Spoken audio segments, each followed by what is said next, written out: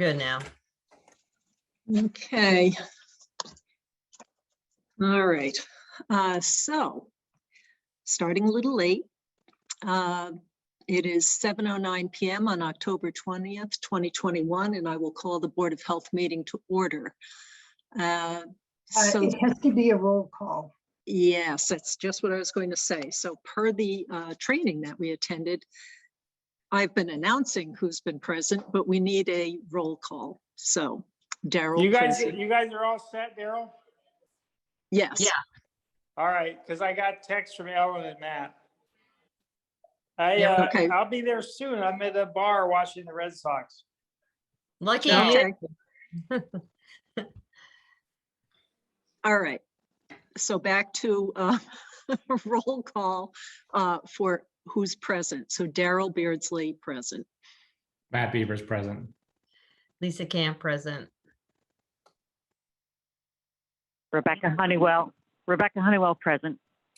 Matt Vitale present. All right. And now, let's see, we have, I forget how many, is it? Yes. 2 variance hearings, some appointments. Daryl, and other we can't topics. see the agenda. Can you double click on it? So the agenda. Okay. All right. Let's try that again.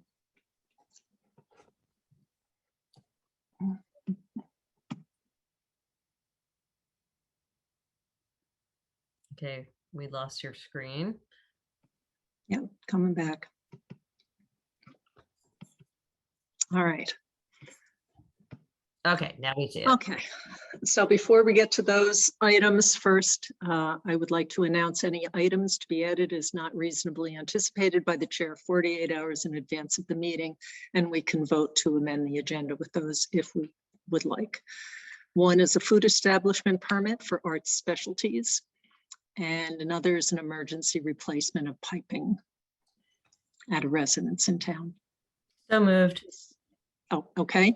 Anything else anyone needed to add? Oh, to add. I mean, Nope, Okay. sounds good. Great Yep. motion So to add moved. those. Second. second. All in favor, Daryl, aye. Matt Beavers, aye. Lisa, I. Rebecca Honeywell, aye. Matt Vitale, aye. Okay, great. And so Tom, are you here? Tom Curran? Yes, good evening. How are you? Okay, except for a few snafus here so far. So why don't you fill us in on some of your food inspector and camp issues? Sure. Which agenda item would you like to start with? Well, Josh Ziskin is present, so why don't you do the heritage? Okay. Now, did you want me Okay. to bring up anything about the heritage, any paperwork, or is that not necessary? I just added the latest inspection report that he scanned to me just like 20 minutes ago. So it is in the Google Docs. Ah, okay. Well, I will need to retrieve that. So Tom, why don't you start talking and I'll.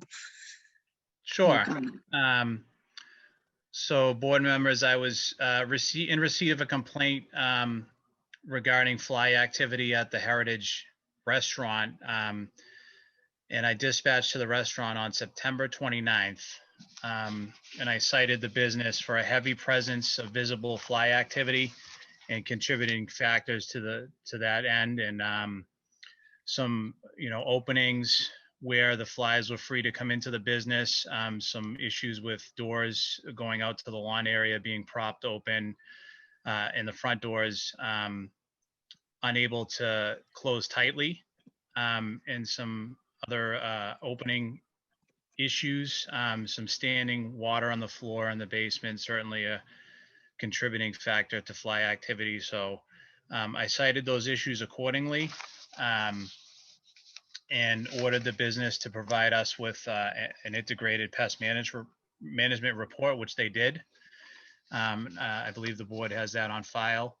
I returned to Heritage for a follow-up visit last week. I met with Jen Ziskin there. She, on the interim, had Josh had provided a work order for some repairs that are imminent to be made to some of these openings issues and the front doors and such. I forwarded that information to the building commissioner, and I granted a repair extension for those repairs to be made to help mitigate the fly activity and the ability for the pests to enter the business. And I am due back there November 11th to assess the status of those repairs that have been proposed.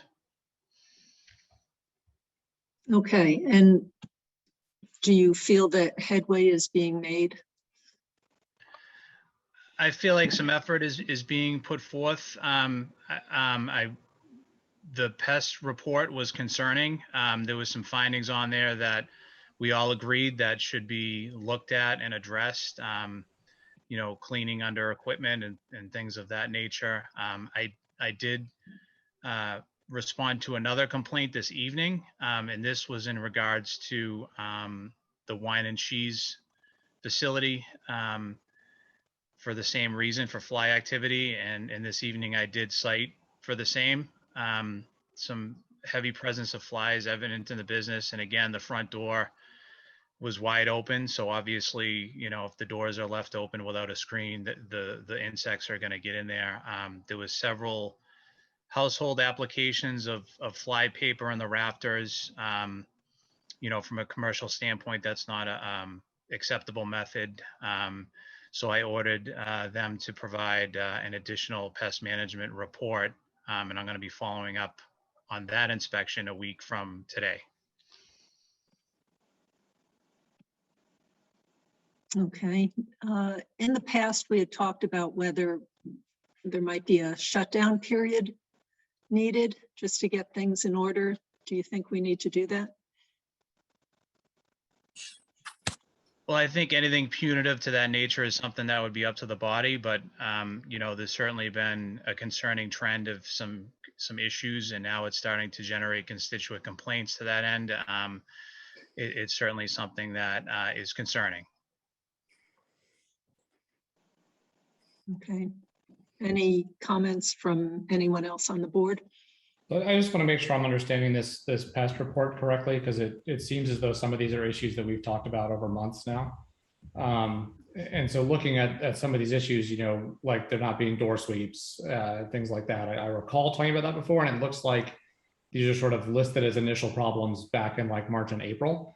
I just want to make sure I'm understanding that accurately when it says created, like, no basement door gap or door sweep needed, back from 3/31 or 4/5. I'm correct understanding that means that was when that was initially noted, and we're now, end of September with the same issue. Is that correct? No, believe this is a different door that was pointed out by Tom. Okay, so they're basically, we fixed some sweeps and not other sweeps in the last 6 months. There was one, we fixed most of them, and then Tom pointed out one that we missed, our delivery door in the basement, and that has been fixed. I guess a question I have is, are doors and things being left open because there's not adequate cooling? I'm just wondering, is there like a organic issue with maybe either the HVAC system or, airflow inside that making people feel like they need to prop open doors? Is that? No, I mean, we can do up to 500 people on a weekend day. So you have to understand that everyone that gets a drink, the door opens and then closes. Everyone that gets some food, the door opens and closes. It doesn't matter if we have screen doors or not. This happens every September here. We're in the country. We're surrounded by farms and horses. So this is not a new thing. We've been dealing with this. We've done some things. We've moved our trash in the warmer months away from the building, the dumpster. It is in our parking lot away from the building to mitigate this. We have multiple bug lights, but this is something that happens. I don't understand the exact science, but the flies in the September I guess this October has been very warm, are highly active. We didn't have an issue all summer long, and then they get really active. I don't know if it's because they know their imminent death is coming, but we do everything we can. We've constantly cleaning since this whole thing started. We've done everything, spends tens of thousands of dollars doing everything that Tom has asked us to do. The place is spotless. We're continuing on our cleaning protocols. I mean, we're doing everything we can other than not letting people in the building. There's nothing else that we can think of. We're working, closing up all the gaps. I mean, I've been to California and wine country and gone to restaurants where they have outdoor space and they have the same issues. So, I mean, this is not something that we think is good for business. Obviously, people eating, swatting away flies. So we constantly, it's a constant battle out here with, 6 entrances, doors being propped open so servers can carry in plates of food and dirty dishes in and out and drinks and bring the guests, go to the bathroom. So we put door closures on all the doors now at Tom's request. I guess, Josh, this is Matt Vitale. As I recognize I'm not in the food industry and nor am I a pest inspector, but as I go through the report, it sort of doesn't align with what kind of my expectation of where I eat. And I guess I feel a little concerned where it's sort of, this is inevitable, but, sort of reading the report, it's like, there's sort of rotten tomatoes, there's food waste and drains. Some of those things do feel preventable while recognizing that even mitigating those will probably not lead to a zero fly environment. But sure, definitely. I just kind of want to make sure I'm clear, like, is your feeling that the fly activity is inevitable given the location, or? Yes, 100%. Yes, we can do things that Tom suggested in the pest company. No standing water in the, no food in the drains, all those things. I mean, we leave our tomatoes at room temperature because a tomato tastes better at room temperature. So we're constantly working at getting things, sanitary. But I mean, if, I went in my car today and I had left my windows open. And when I got back to my car outside of Heritage, there were 5 flies in there, in a matter of minutes.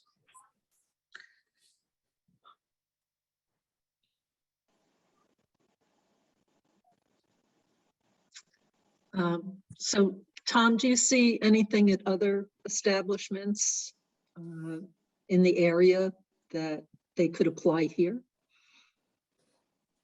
Besides what's already recommended? Sorry to interrupt, Ellen, I just have to step away for a minute. I'll let you know when I'm back.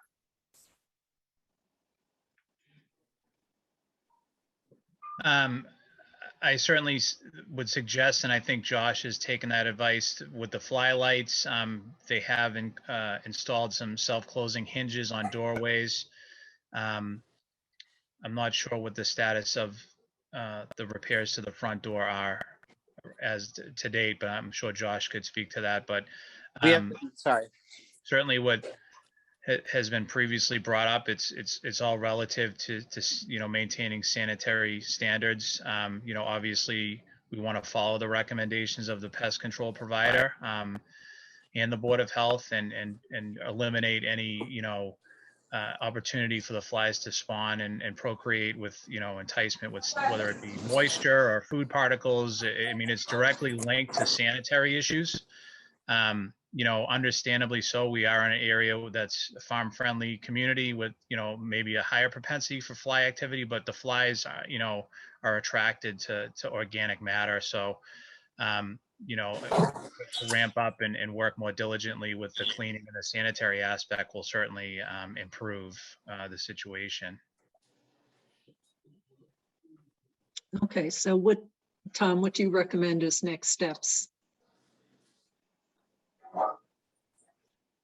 I would recommend that there'll be weekly pest control visits, that the business develop a cleaning schedule if they have not already, and to kind of escalate the repairs within reason, to eliminate any and all outer openings or holes in walls or, doors that don't seal properly, to try to hinder the access.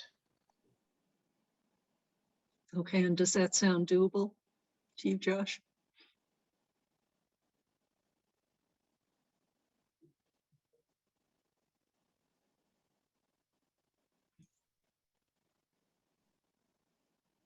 Josh?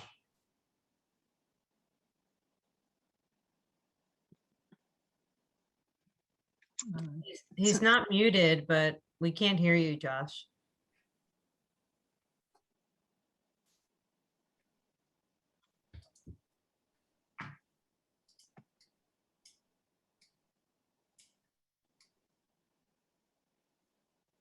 Okay, not quite sure what's happening. So, all right, why don't we, Hello?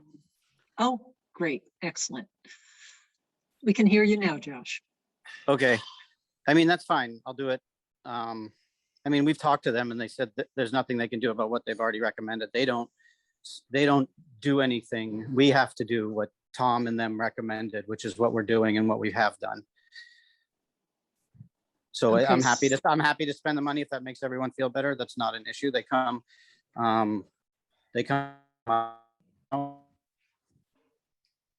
We lost you again, Josh. You know, it's what Tom already mentioned, what they mentioned, filling the holes, closing the doors, doing everything that we've done already. So, but if you would feel better for me to do it, I have no problem. I guess I'd just like to once a see week. something documenting that it's done, because I feel like we keep having these meetings and we keep having a work order. And I just want some documentation that everything's done. I sent Tom pictures and he saw all the door closures that we put up and the door sweeps that we put in. Okay. So I mean. So Tom, is there anything outstanding at this point? I just wanted to inquire about the status of the repairs to the front door. Josh, has that been?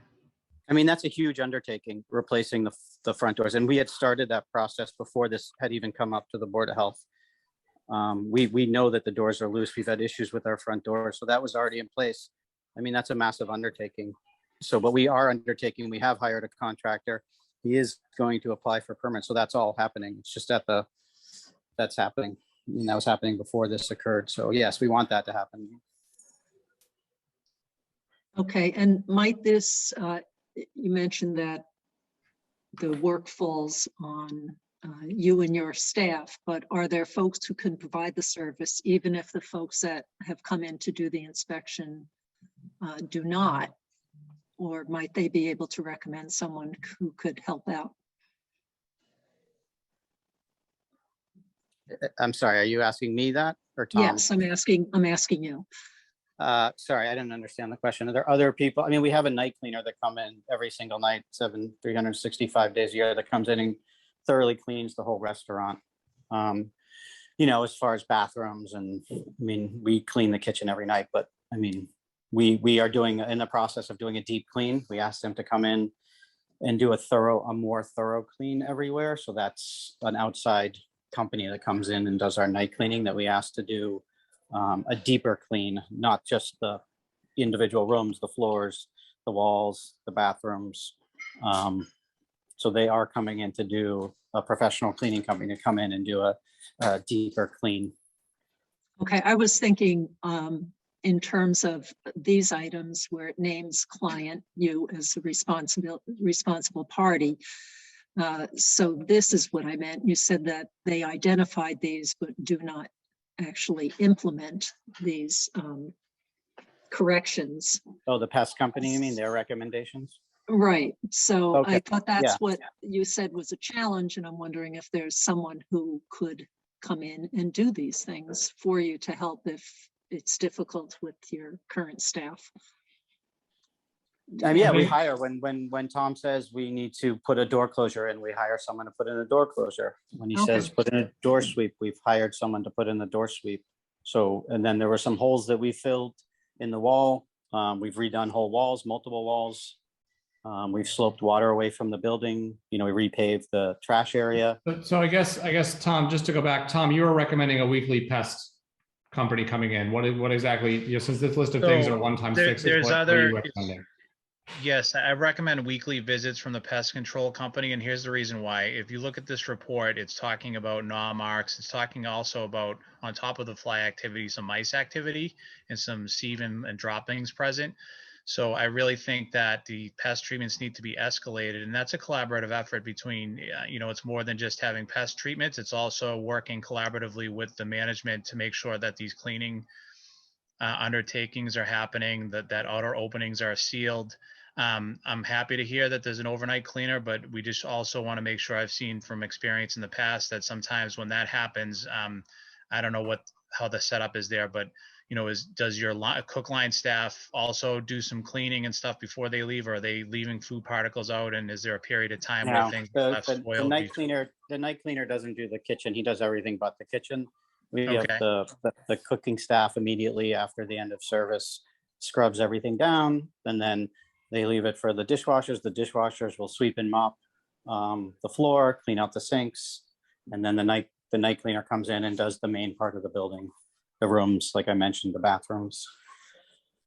Right, and combined with the other issues that, just, doing walkthroughs and identifying, is there missing floor grout? Is there any areas where water is standing or food particles are collecting, and just kind of having, all eyes on deck type of situation on it. And then Yeah, again, it's constantly at our manager meetings and our kitchen meetings. We are constantly talking about cleanliness and sending someone down to sweep and mop the basement. And yeah, we constantly, I mean, this has been the cleanest this restaurant has ever been.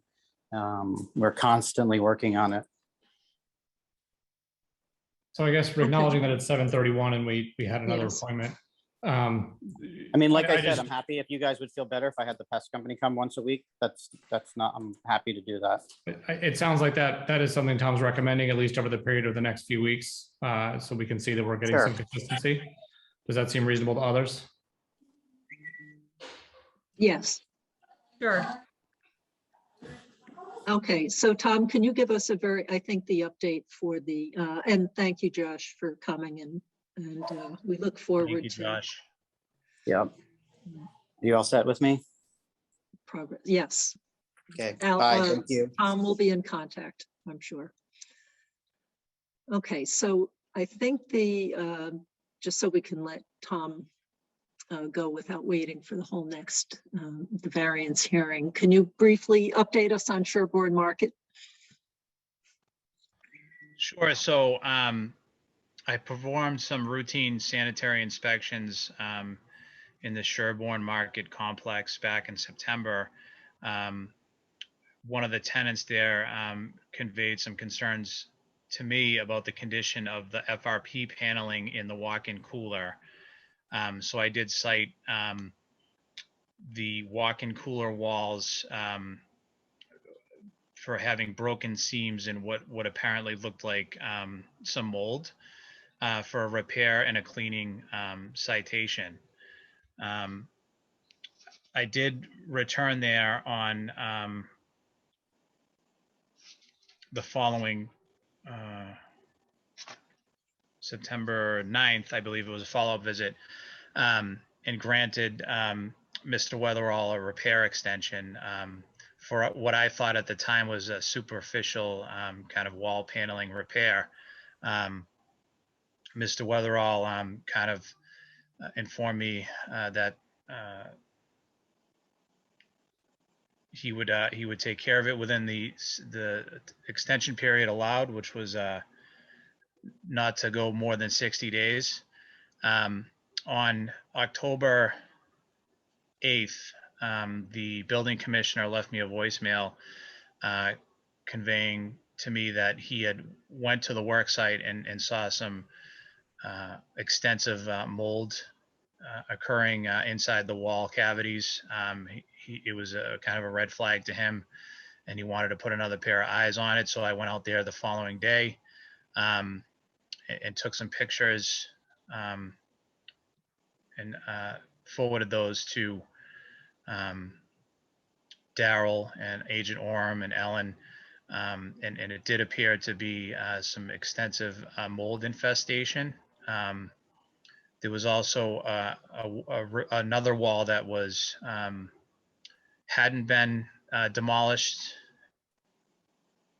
at that date, and I think there was the contractor on site had conveyed to me that there was some sort of a plan to leave that intact. I don't know if that's the case or not, but it was concerning enough where I consulted with Daryl and Mark, and the consensus was that any of that contaminated wood would have to come out.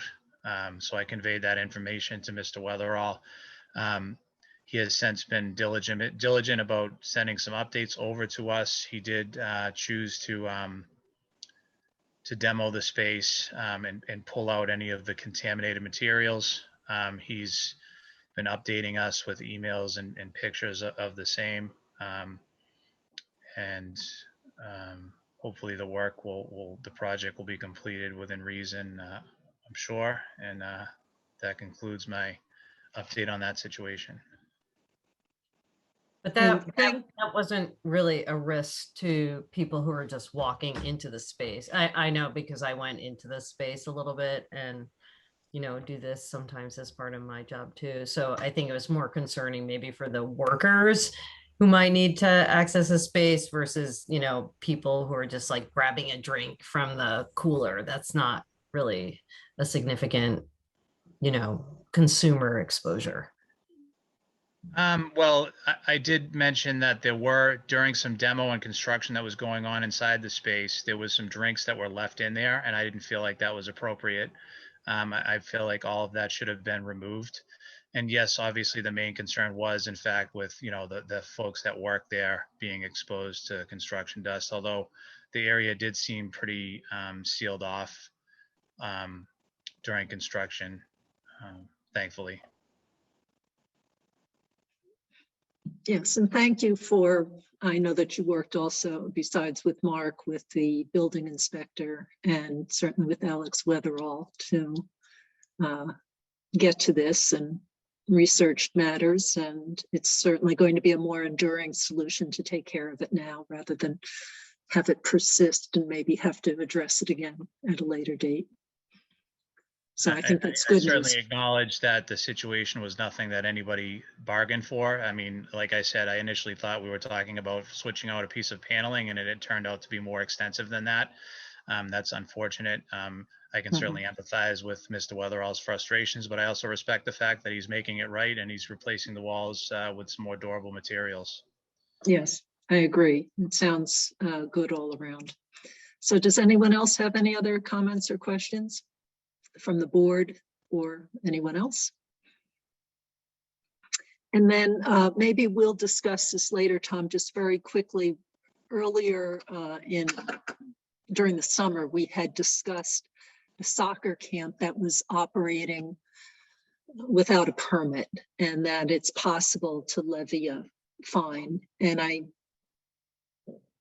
And you mentioned that that is something that we can do, and maybe the board will discuss later just so we can get on with our variance hearing, but perhaps issuing that.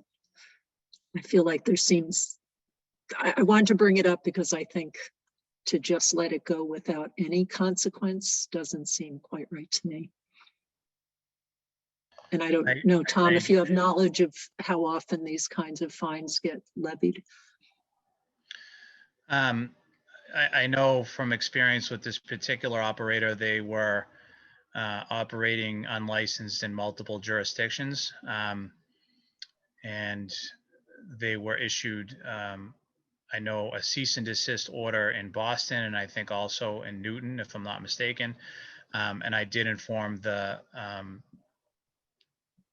health director in Weymouth, who also informed me that the camp was not licensed in that municipality. As far as the fines go, I only have experience with issuing the cease and desist orders, but the board does have the authority to issue a fine. I'll have to look up the exact amount. I can certainly email that to you. Yeah, I think it's nominal. I almost think it's more of an acknowledgement that this is important to us. Yes, I think I share your concern. It's certainly very important. We want to send a message to folks that, especially when it deals with children in recreational camps, that there's a code that needs to be followed, and these establishments need to be properly vetted and licensed. They can't just fly by night into a community and set up shop and start operating a camp without going through the proper channels in the process. Okay. All right, so we may take that up later, but is there anything else that you have for discussion? Otherwise, we will let you go and we'll tackle our first variance hearing. Nothing but thanking the board for your ongoing support and accessibility. Mr. Darrell, especially, thank you for being accessible for conversation when we run into these matters. It's invaluable to me, and I'm glad everything seems to be working for the better. No, and I appreciate all the thought that you put into it and the extra research and effort. So thank you. Thank you so much. Okay, great. Thank you. Have a All good right. night. You too. It is 7:40 and we have a variance hearing for 28 Setback Drive for a septic replacement. And Ellen, did we receive all of the green cards? Yes, we did. Everything that was required has been submitted, so it's all set. Okay, all right. So I will bring up the plan, and I believe I saw that Eric is Yeah, here. Eric. Yep, Eric Dickinson here for the applicant. Okay, great. So the engineer, and here is the locus map. Yep, the property is located off Mill Street, pretty much at the end of Mason Hill. Yeah. It's a dead end road with a cul-de-sac. This, I think, is the fourth or fifth house on the right. It has a failed septic system in the backyard. The tank is indicated on the plan, right to the right next to the deck in the middle there, a little further, Yeah. closer to the house. Yep, to the east or west. I'm sorry, right there. Yep. The property is pretty large. It's 3 acres, so I did not show the soil absorption system or the field, but it is behind the deck in that area between the shed with the overhang in the back. It's in that area between there and the deck of the house. Okay. Yep. There is an on-site well in the front of the property, down gradient, right there. These properties they're separated by pretty much a pretty thick wooded area on all the sides. Every property on the street is like that. I would say out of the 3 acres, about an acre of it is lawn. We didn't want to go into the wooded area because it would require a lot of cutting, unnecessary cutting. So we did test along the western side of the house. We did 3 test pits. We encountered a lot of fill. It looked like at one point this land area was filled, and we did have high groundwater. I think the highest we had was 36 inches below grade, just below the fill layer. The perk tests were not good at either. It was we perked the B layer and the C layer. The B layer we had 5 minutes per inch, which is pretty good, but the C was 40. The result of that, as you can see, the system is about the size of the house. The homeowners are selling, and one of the features, they have a buyer, is they wanted to preserve the lawn and at the same time protect the groundwater and the wells. That being said, we did a fast geoflow system. This system will have no change in grade. These are designed as bed systems. So that's one of the variances. The other variances are all to groundwater. These systems are allowed to go 2 feet to groundwater with in areas where percolation tests are greater than 2 minutes per inch, 3 if it was less than 2. In this case, it's 2 feet to groundwater. Like I said, we had high groundwater in the area. So the other variance, one of the variances also that the tanks will have less than 12 inches between the inlet and the outlet to the seasonal high groundwater. To compensate for that, we're going to propose that they're all sealed with bitumen. They're all mortared. The inlet and outlet is mortared, and they're watertight. That's about all. And obviously, we did find another variance. The town of Sherburne groundwater was less than 5 feet to from the surface. That's Okay. about all. Yeah. Okay, and so Mark, I can see certainly one thing that sets the location is the setback from the well that's on site. And I don't see any other intervening lines from neighboring properties, so they're all over 200 feet away. That is correct. There is a statement on the plan, Daryl, Yeah. noting that. Let me just, it's built into the statements within the plan that there are no other, it's number 11 on the left-hand side. Oh, on the further left. left-hand Okay. side of the notes. Yeah. Oh, there we go. And the Okay. definitive statements there that there are no other wells within 200 feet of the SAS except as shown.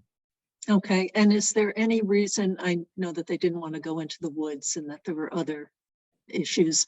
But any reason to think there would have been a better place on the property than this?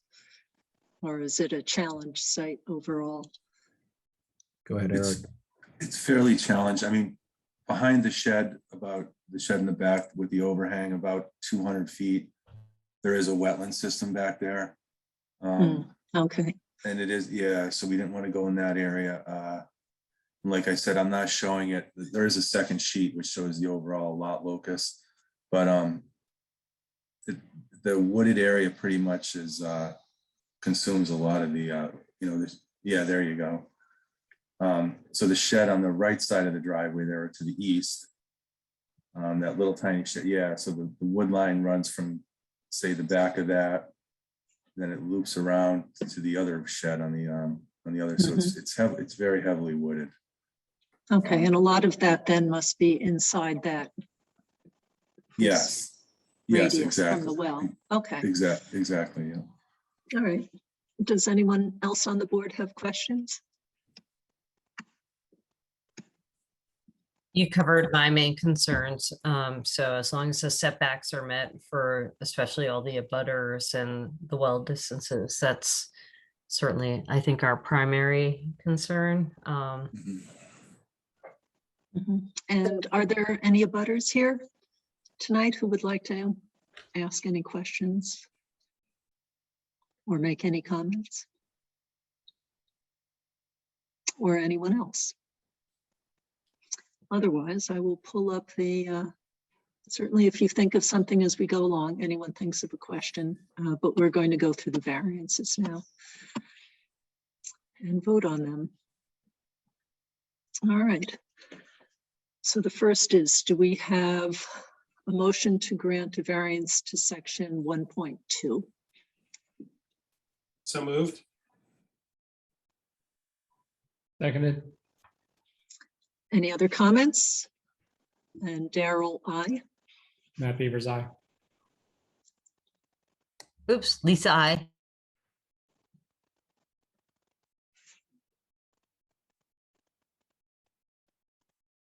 Rebecca Honeywell, aye. Matt Vitale, aye.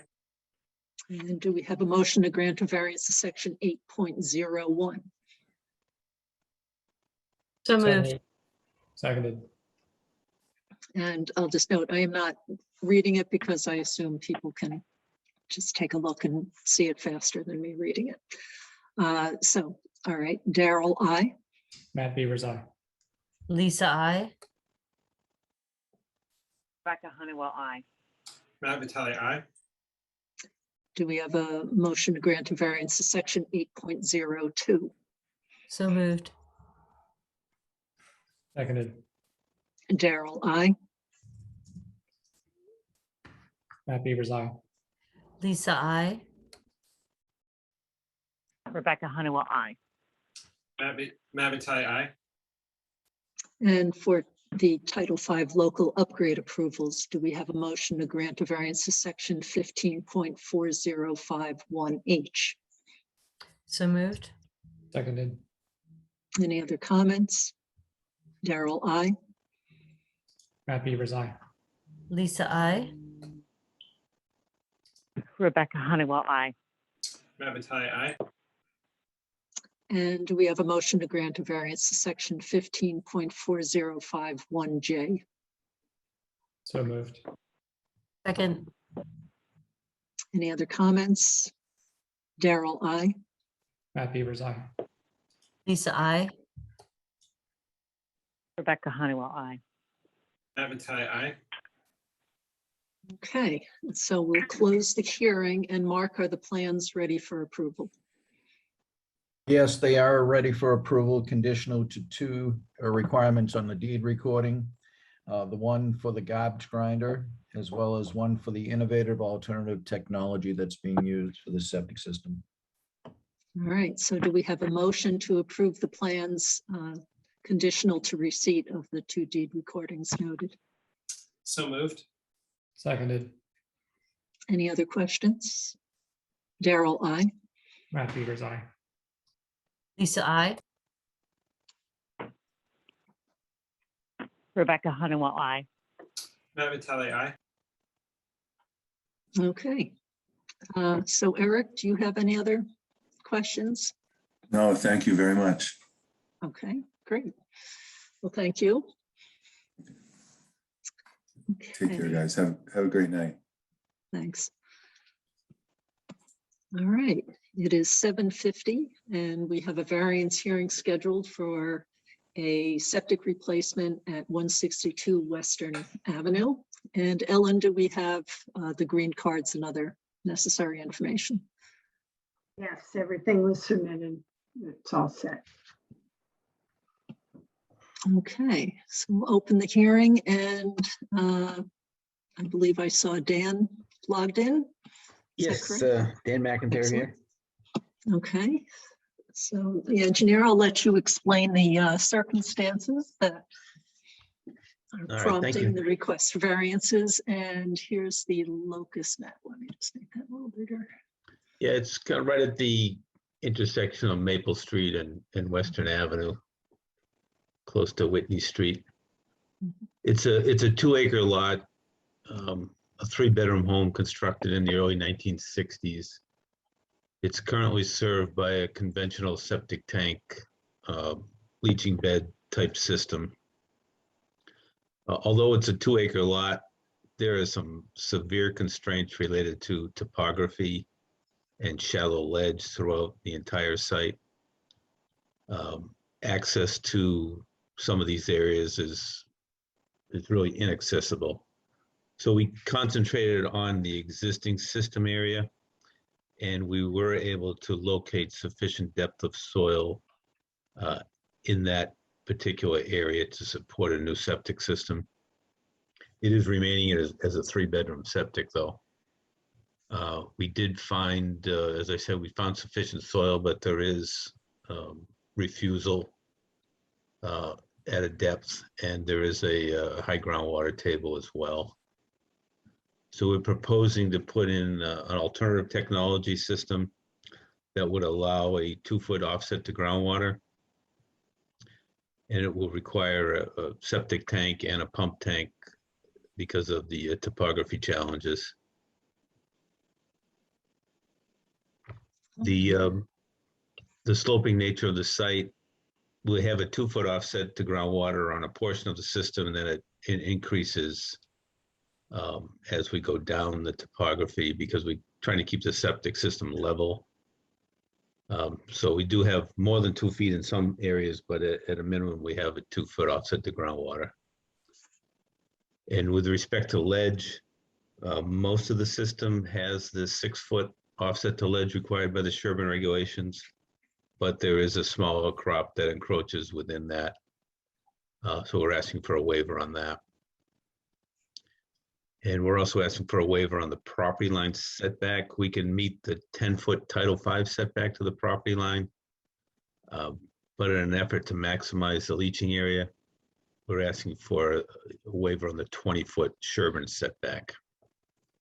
And it's this Yes. one right here? Okay. Right. And is that the ledge by any chance, that symbol right there? I believe That you that's were one of our, mentioning encroaches on the system? no, that's one of our percolation tests. Oh, okay. But I think it might have been that test, the depot test pit next to that has the ledge outcrop. Oh, here, okay. So Sherburne requires, when we find shallow ledge, Sherburne requires at least 5 test holes. We were only able to get in 4 just because of the small area of this site. But we believe those 4 test pits kind of prove out where the ledge is. The one that you're pointing at now didn't have suitable soil, so that was kind of our endpoint there. We couldn't go any go toward that test pit because there's no soil up there. So the other 3 test pits kind of proved out what we could do in that area. Okay, and Mark, correct me if I'm not getting this quite right, but when there's ledge, even at the state level, an extra foot of soil is required beneath That is a the local systems. requirement. And a local, I thought it was also at the state level, there's an Not additional. that I'm aware of, but we do require Oh, when okay. we have a sandy material. The state requires 5 feet to groundwater if the soil's perk rate is 2 minutes per inch or better. Or 3 minutes. Oh, okay. All right, then maybe it's just that quite a number of towns have the additional 1 foot requirement when ledge is encountered, because the idea is to get.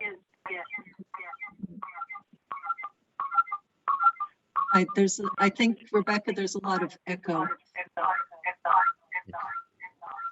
Rebecca, can you mute? Yeah, Okay. In any case, it's because there's not as much soil then to filter as one would normally find if not having encountered ledge. So That is that's correct, Aaron. what that is about. Okay. So Dan, were those the conditions you wanted to explain? Yeah, I think that's everything I can explain. If Yes, there's any right. questions, I'd be happy to answer them. Oh, that's Right. true. We, on the well, we are asking for a variance on the Sherburne well offset. We can meet the 100-foot Title V offset for the on-site well, and we meet the Sherman regulations for all the abutters wells. They're pretty far away. But we are asking for the variance on the on-site well. Okay, so basically you're constrained by the well radius and then by ledge and steep slope, Yes. essentially. So, okay. Daryl, can I ask one other, I think it's not specifically related to the septic plan, but kind of related to the property. Is now an okay time to do that? Oh yeah, absolutely. So in preparation for today, I happened to look this up at Zillow just to see kind of where it was and what the site looked like. And at least in the listing, they described, 3 bedrooms with an ability to turn the 8th kind of great room into a bedroom suite, which I think with a 3-bedroom system is probably not accurate. It doesn't appear to be being marketed as a 3-bedroom. But if the board becomes aware of things like that, where people are sort of asserting in a public listing, hey, you can renovate this to that, and that's not the case, do we have any action that needs to be taken, or that's sort of up to the home buyer to do their due diligence? What I would suggest, Matt, if I may, Daryl, is a deed Yes. recording to the bedroom restriction so there's no confusion. Okay. And Yes, Matt, we picked up on that as well. And we talked to the owners who are actually out of state. The trustee is out of state. The owners have passed away. Yeah. But they got a permit to do an addition over the garage some years ago, and they turned it into a library. And I think the way they're marketing is that they could turn the library into a master bedroom, but they would have to eliminate another bedroom somewhere else to maintain the 3-bedroom. Yeah, so I think there'd be no issue with that. That wasn't how the listing appeared to me, and especially as we've had a bunch of listings in the last 6 to 12 months where people are kind of new to town and are like, well, they told me I could do X, Y, and Z when I bought it. And then we get to be the ones who say, like, you can't do that. I just want to do whatever we can or whatever we're sort of entitled to as a board to make sure that, sort of future home buyer isn't unintentionally misled. And so I don't know the best way to do it, but it sort of stood out to me because it's a complicated 3-bedroom system. And looking at least the floor plans of the house as they're listed on Zillow, it seemed like you really would have to consolidate a room, which again, didn't seem how it was listed. I don't have any objection to the plans as we're approving them, but just since that was something incidentally I came across, I wanted to make sure I was doing whatever my due diligence was in terms of raising the issue. Perhaps as part of the alternative technology deed recording, that could be added in there. Okay. Since we are doing it under the remedial use approval of the alternative technology, it's, implied or really not more than implied, it's specific in the Title V that they can't add bedrooms. Yeah, I think that would work and address my concern. Yeah, that would be a good Or solution. could even say something to the effect of can't change the total number of bedrooms. As you said, if they wanted to swap out one room for another, but. And then the other thing, just so the board knows, they have 8 rooms in that house, and that's where Title V is a little bit confusing. So I think making the note, it's a 3-bedroom maximum and no more than 8 rooms total would be good to put on the alternative technology deed recording. Oh, and it might be further complicated by if that room over the garage is not connected to the rest of the second floor. It doesn't have to be counted as a bedroom if the other 3 bedrooms are upstairs. But if they turn that explicitly into a master suite, then it would be a bedroom. And then it would be 4 bedrooms above the first floor, which would then not be. I think it's a complicated lot, and I sort of don't want to overreach. I just want to make sure that since it's being advertised as having renovation capacity that didn't seem obvious to me, that we do whatever is appropriate to flag that in the context of the septic. I think, the kind of, if this connects, who knows what the next homeowner will do, and they may say, this is my room for dartboards. And so I think it's okay to kind of let it play out as it does, but just to flag it so that it's clear that this isn't a 4-bedroom setup and that the house can't go to 4-bedroom for the point Dan made related to the remedial use. Yes. No, I think that would be a good way to communicate that. And then if they want to make some amendments, they can certainly come in and speak with the board. Hey, Daryl, just a procedural question. So if there is a deed recording that it's limited to 3 bedrooms, such as we're discussing here, if there ever were, a permit that was pulled for the building inspector, that's something that they would be alerted to, correct? The process is supposed to be in town that when someone applies, the application for a building permit circulates to the various boards and committees who have oversight of projects to either indicate that, has no bearing on the regulations that they're in charge of or does.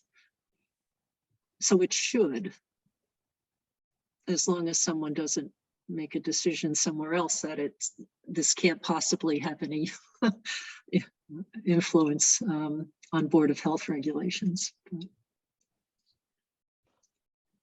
Okay, I'm never clear of the machinations of the process, so. I believe some of it might have been put into an online system, but the procedure for a very long time was a cover sheet for the application and then a checklist. So all of the Conservation Commission, Board of Health, Planning Board, probably Fire Department could take a look and see if they had any concerns and issues that they needed to address. So hopefully that's still in place, or an online version of it. And Mark, is it online now, or Ellen? Or is it still the sheet of paper? It's online. We use an electronic system now for building permits, and it would be sent to us as well. Okay.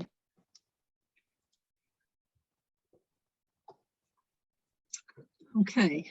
Are there any abutters who might have questions? No, or anybody else? Okay. I'll just pull up the. All right. So we'll move on to the variances again. I'll let people read them. I'll just note the numbers of the regulations. So do we have a motion to grant a variance to section 5.1C? So moved. Seconded. Any other comments or questions? Daryl, I. Matt Beavers, aye. Lisa, I.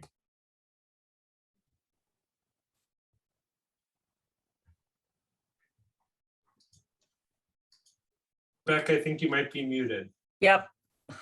Rebecca Honeywell, I. Matt Vitale, aye. Okay, and do we have a motion to grant a variance to section 8.01? So moved. Seconded.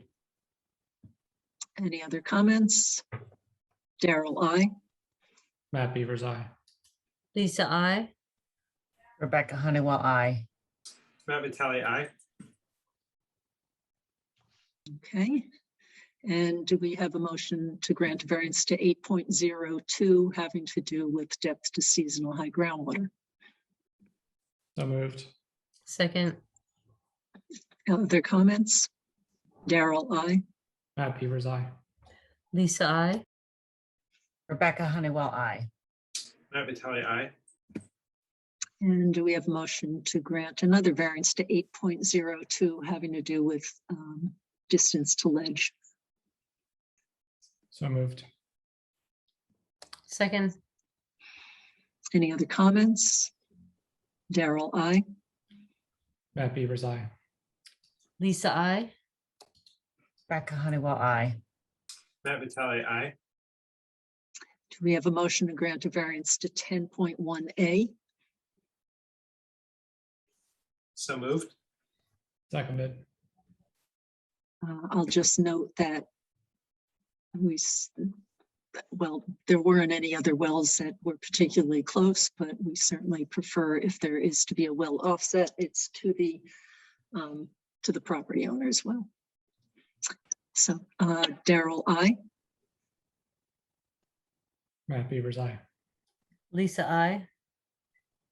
Rebecca Honeywell, I. Matt Vitale, aye. Okay. And do we have a motion to grant a variance to 10.2? So moved. Seconded.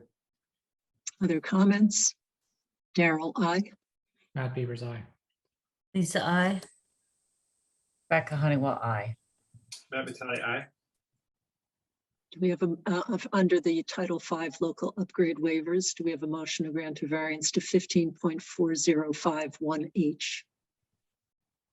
So moved. Seconded. Other comments? Daryl, I. Matt Beavers, aye. Lisa, I. Rebecca Honeywell, I. Matt Vitale, aye. Okay, and do we have a motion to grant a variance to 15.4051J? So moved. Seconded. And I'll just note, so here Dan says that tanks have specifications from DEP to address the high groundwater. That is the, I'll call it the waterproof connectors, so to speak. Exactly, yes. Okay, so Daryl, I. Matt Beavers, aye. Lisa, I. Rebecca Honeywell, I. Matt Vitale, aye. Okay, I'll close the hearing. And are the plans ready for approval, Mark? Yes, they are, Daryl, conditional to deed recordings for the garbage grinder prohibition and the innovative alternative system use. Okay, and is there anything extra it's included on the plan about the The remedial? bedrooms. Well, we were going to add the bedroom count to the deed recording Yes. for the innovative alternative technology. Okay, all right, great. So do we have a motion to approve the plans with those two deed recordings received, once received? So moved. Seconded. Other comments? Daryl, I. Matt Beavers, aye. Lisa, I. Rebecca Honeywell, I. Matt Vitale, aye. Okay, Daryl, if I may, yes. Daryl, as we have Dan McIntyre here, I know we have an 8:10 appointment. Dan is the engineer who's going to be representing 5 Linden. It's an emergency approval for a septic tank that is, in my belief, I'll let Dan explain it if you wish for him to speak now or later, but failing. So with that said, I don't know when you want to take that one. There it is. Is it, Dan, do you think you can be relatively quick? Sure can. Okay. Thank you. Can I just make a quick ask, just for, given that we have an appointment, Bob and Mr. Murphy, any objection to that?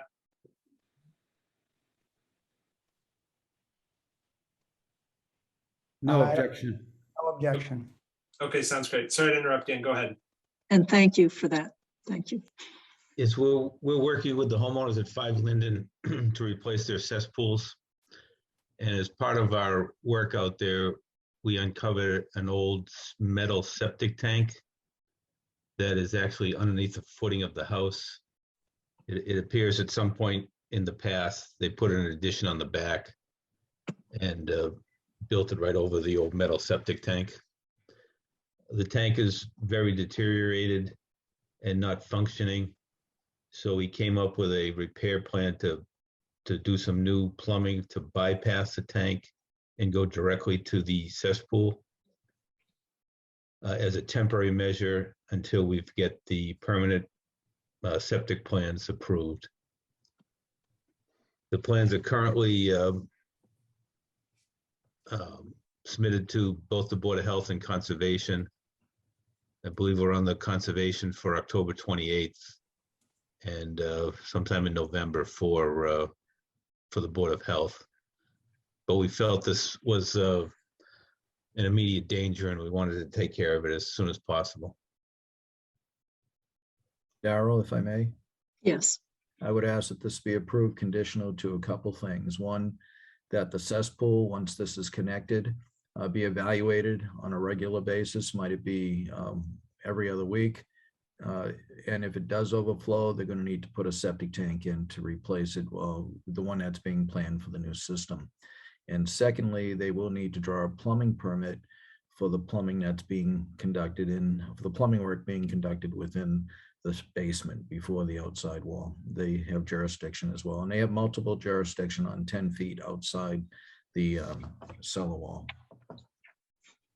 And Dan, does that sound doable?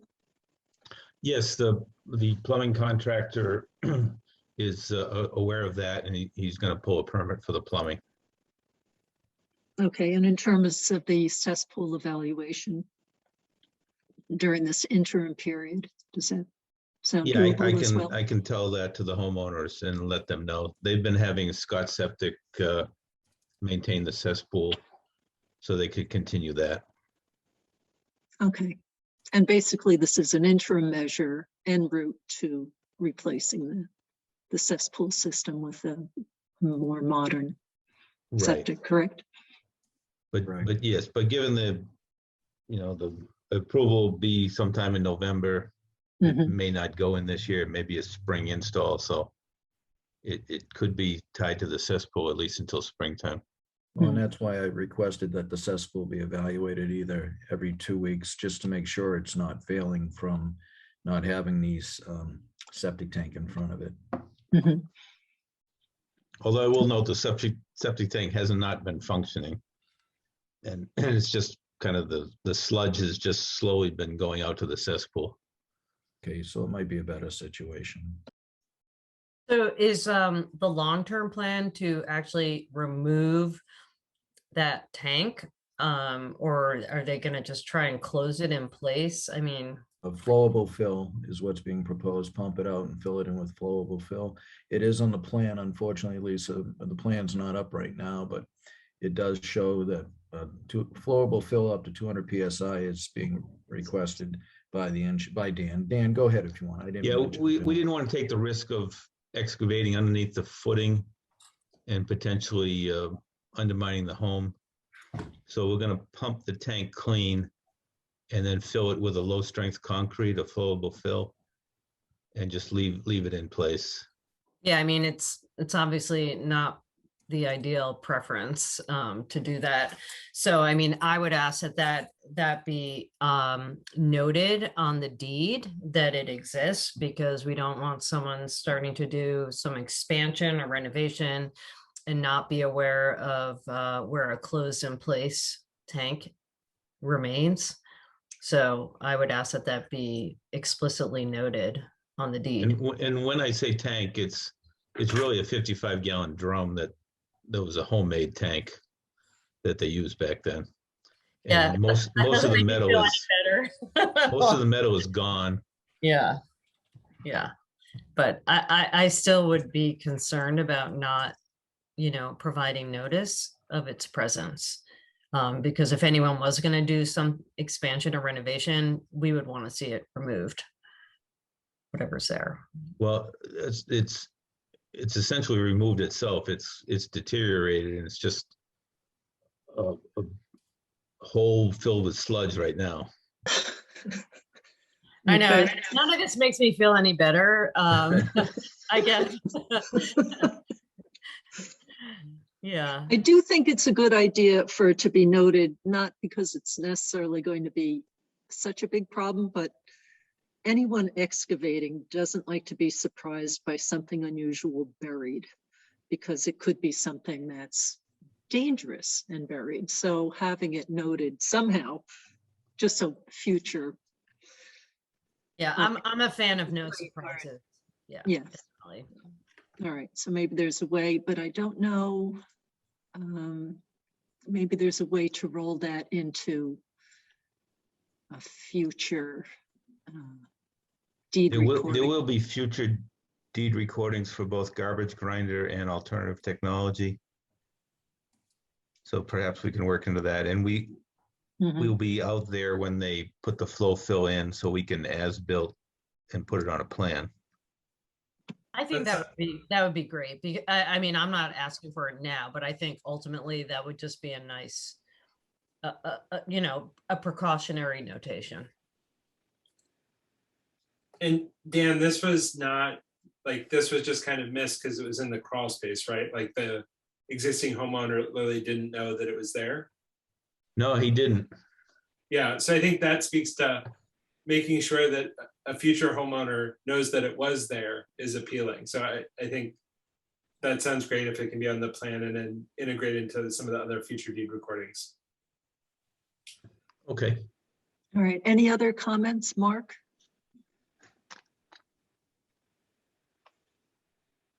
I'm all set, Daryl. Thank you. I Okay, would recommend so- though that the note be made when you approve it, that future deed recording for the new system include that note about with the tank location that's being filled in with the flowable fill. Right, it could be, maybe at that time we could decide if it should be a deed recording and notation on the plans, or just notation on the plans. I don't know. Okay. So do we have a motion to approve the work as proposed here, conditional to periodic cesspool evaluations to ensure its continued proper performance until the new system is in, and that a plumbing permit is pulled? And I don't know if we need a condition now for the deed recording. I think not, since we're not quite ready, but. Periodic. How do we enforce that? We could, if I may, Daryl, to Yes. Rebecca, we could ask that they provide a pump form, or at least a form that is used for pumping septics that includes the evaluation of the tank or cesspool that they pump. So we could ask that the septic pumper provide every other week reports indicating the status of the cesspool. And Dan, is there a cover that they're able to easily check the cesspool now? Yes, there's a cover right to grade for the cesspool. Yes. Oh, is that it perchance right there? Yes, that's it. Okay. Okay, that sounds reasonable, Mark. All right, so do we have a motion for approval conditional to those two items, and then with Mark's amendment about how that would be enforced. So moved. Second, Any other comments? Daryl, aye. Matt Beaver's eye. Lisa, I. Rebecca Honeywell, I. Matt Vitale, aye. Okay, Well, thank you very much. okay. Thank you, Dan. Hey, Ellen, I have to step away for a minute. I'll let you know when I'm back. Okay, so we have an appointment for a discussion of Lot 2 at 55 Farm Road.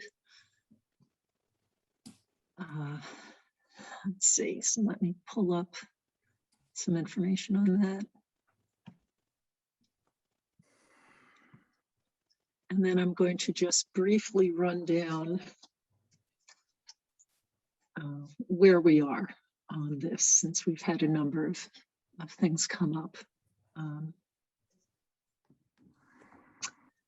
So the last time that we discussed 55 Farm Road, it was regarding a well approval that was conditional to an A&R being endorsed by the planning board. The A&R was endorsed by the planning board, but what was not granted by the planning board was an exception to their regulations. And that had to do with, I believe, I have to say this was not something that I was particularly focused on. And I'll also note that a comment was made that I was opposed to the granting of the exception, or I made that comment at the planning board meeting, but I said nothing of the sort. So I believe that the exception was to have this bump out, or to permit that bump out, and that wasn't granted. So that has resulted in the well being relocated. Because that property line change, and I think. No, Is that correct? No, it's not correct. So the 12 foot relates to lot 1. The 12 foot does not relate to lot 2. Lot 2 is going to stay the same. The change in the well location for 12 feet would be beneficial to lot 1, but it would also have the effect of taking care of a field change that was requested by the Conservation Commission. So really what we're looking for is a field change. The lot 2 would still have its same dimensions, and it would, we were asking that if in fact it had to be moved 12 feet, at the time, we were only concentrating on the fact of the distance from the driveway, the setback from the driveway of 20 feet. And it was suggested that we could not only take care of the issue of the exception as it related to lot 1, to the extent that became important now, we could also take care of saving I thought it was a 12-inch maple, but it was an 11-inch maple. And that we could make that minor change. Then subsequently, Mr. Murphy, I think Daryl is giving background. I think I'd either like to ask clarifying questions about the planning board, just to clarify that background before you continue, or to let Daryl finish. Would that be all right? I just want to make it clear that it does not change this bump out that she talked about. This is not that. Can you explain what this is here, this red line? What is that about then? Proposed lot line modification. That lot line modification is not going to occur.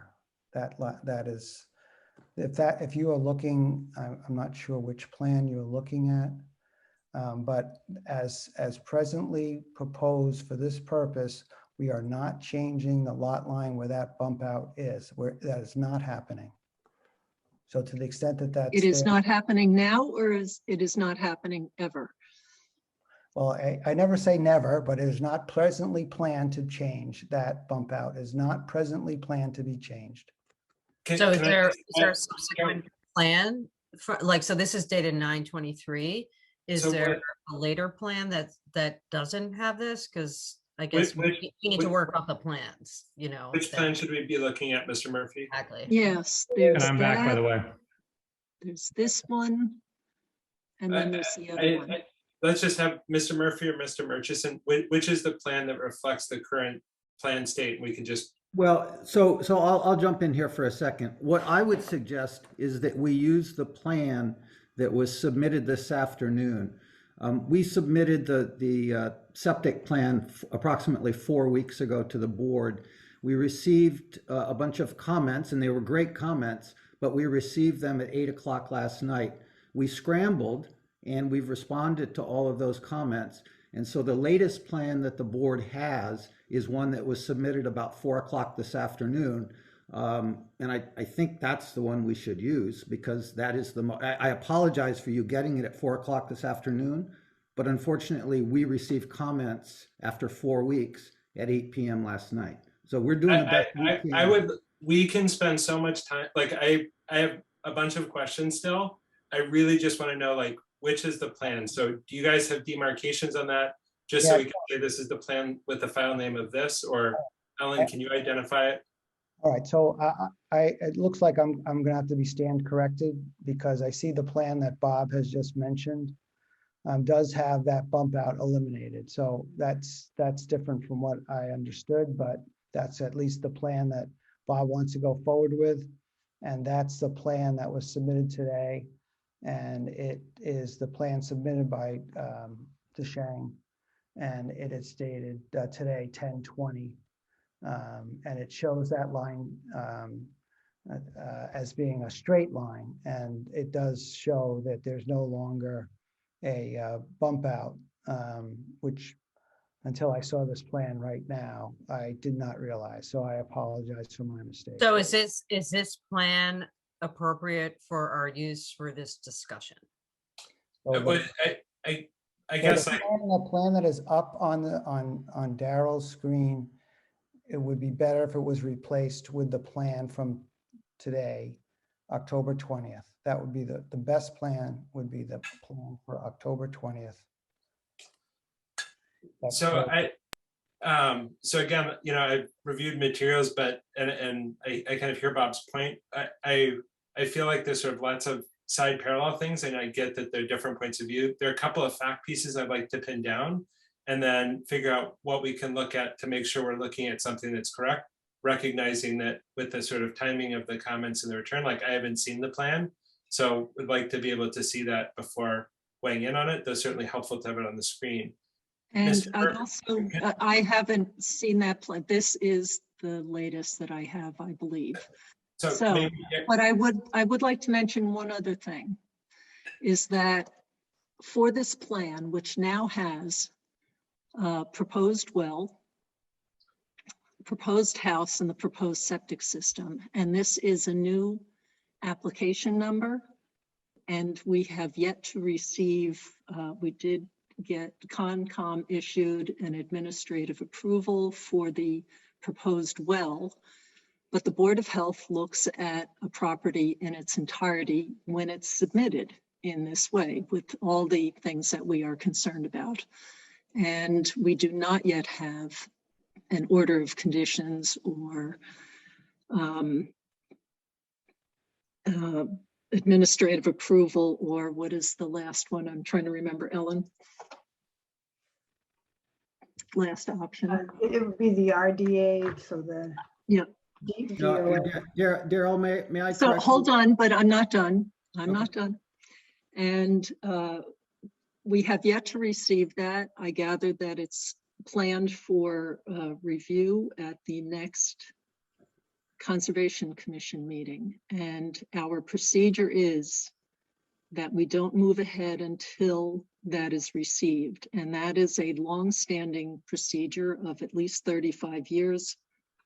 The reason that that procedure evolved was because it would be difficult for people to take things out of sequence and to move ahead with projects without them going through the gates in the right order, so that when they got to the next step, they didn't have to backtrack.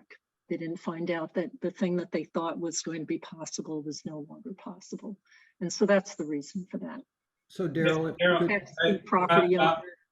I would love, I've got a clarifying question I'd like to ask. I mean, we're getting real far down into stuff. And I want to understand, since our last meeting, what was it that the planning board did or did not approve? Because the impression I was left with from Mr. Murphy was that there was no significant issues at stake and that there was no position for the planning board. So I just want to make sure I understand that.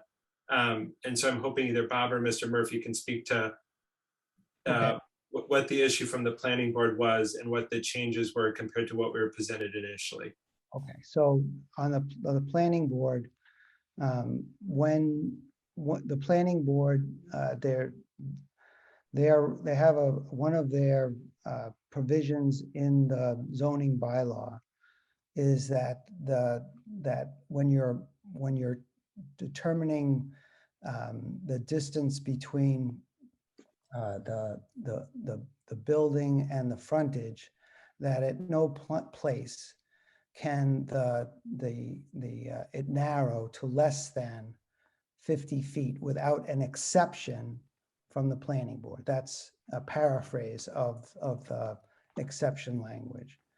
And so as drawn and shown on Daryl's screen there where that bump out was for lot number 1, which is the existing house, it would have been shortened or on a parallel line basis to 38 feet rather than 50 feet. And we asked for an exception from the planning board to allow that to happen. Now, the planning board did not grant that. And we have other alternatives if in fact they didn't grant it, to still have both lot 1 and lot 2 to be buildable lots. So it's not something that prevents us from going forward with getting a building permit for 53 Farm Road in light of other opportunities that we have. However, it looks like, just kind of moving ahead, hopefully I answered that question at least, but it looks like moving ahead, the Shang has a redesign of 53 Farm Road with it having, even on that side where it used to be only 38 feet, having it at 50 feet. So I see that he has done that redesign there. But really the issue that we wanted to bring forward was that really what was happening with respect to the well that would serve, I think we called it lot 2, but I think Mark asked that we assign it as 53 Farm Road. So for 53 Farm Road, well, all we were asking is to move the well that was going to be drilled 12 feet away from where it was before.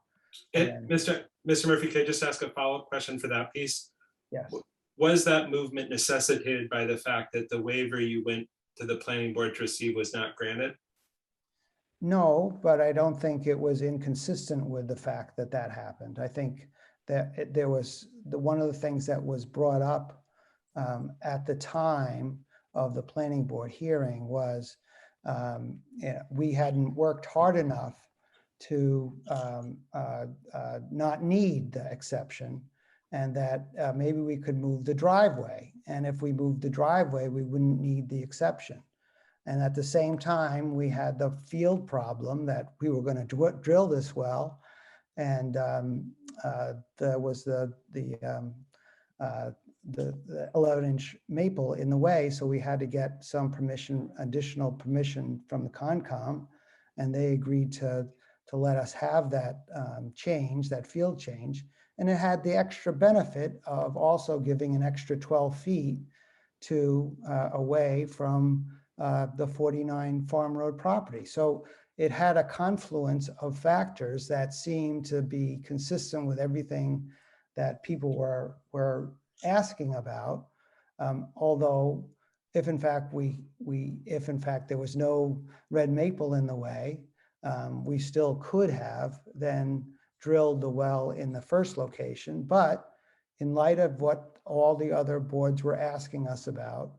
The alternative of moving the driveway 12 feet seemed like it was a possibility that would allay a lot of issues and concerns that were expressed by people at prior meetings. We then Can I learned. ask just one other clarifying question for the Red Maple and Concom? When you, it sounds like, is that a requirement because of the relationship to the wetland, or was that a preference that Concom had? It was a preference. The tree is in the outer buffer zone, Matt, and Yeah. the Concom strongly preferred that we not cut it down. But in many ways, I apologize, but we're spending a ton of time really talking about lot line zoning issues, which are, I'm happy to explain all of this offline to anyone who wants to call me or email me. But the lot lines really have nothing to do with what we're here about tonight. We're Okay, asking. then let me clarify. Daryl, Yeah. can I respond? So for me, Bob, I Yes. think the question is really the sequencing, is because we sort of said there's a set of things that we need to revisit the plan. So for me, it doesn't particularly change my position on the well, but for the question of should we go out of sequence was a topic we discussed on the first. We went out of sequence, and now we have a series of secondary issues that require us to revisit the topic. And so for me, it speaks to the value that Daryl raised earlier of saying there's a sequence to do these things. And there are times like the property we considered before where there's a rusted out, 50-gallon barrel of excrement, and that feels like an emergency. And this certainly is an important project and should get timely attention, but doesn't feel like an emergency. And so to me, the sequencing matters because it feels like part of the reason we need to keep having some of these conversations is because it's been taken out of sequence. Am I mischaracterizing that? I would actually disagree, Matt, that it's out of sequence, because I believe that the first thing on any property you need to know is, do you have water? You don't need a septic system if you can't have a well. And so I came to you, and I want to correct something Daryl said earlier. We have an NOI with an order of conditions from the Conservation Commission to dig the well.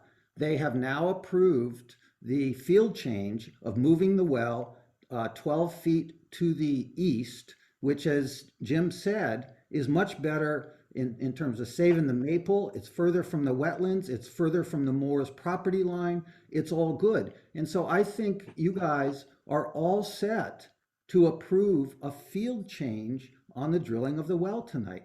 All right, let's go back. It's an administrative approval. I acknowledge that that exists from the Conservation Commission. I do not see this as a field, excuse me.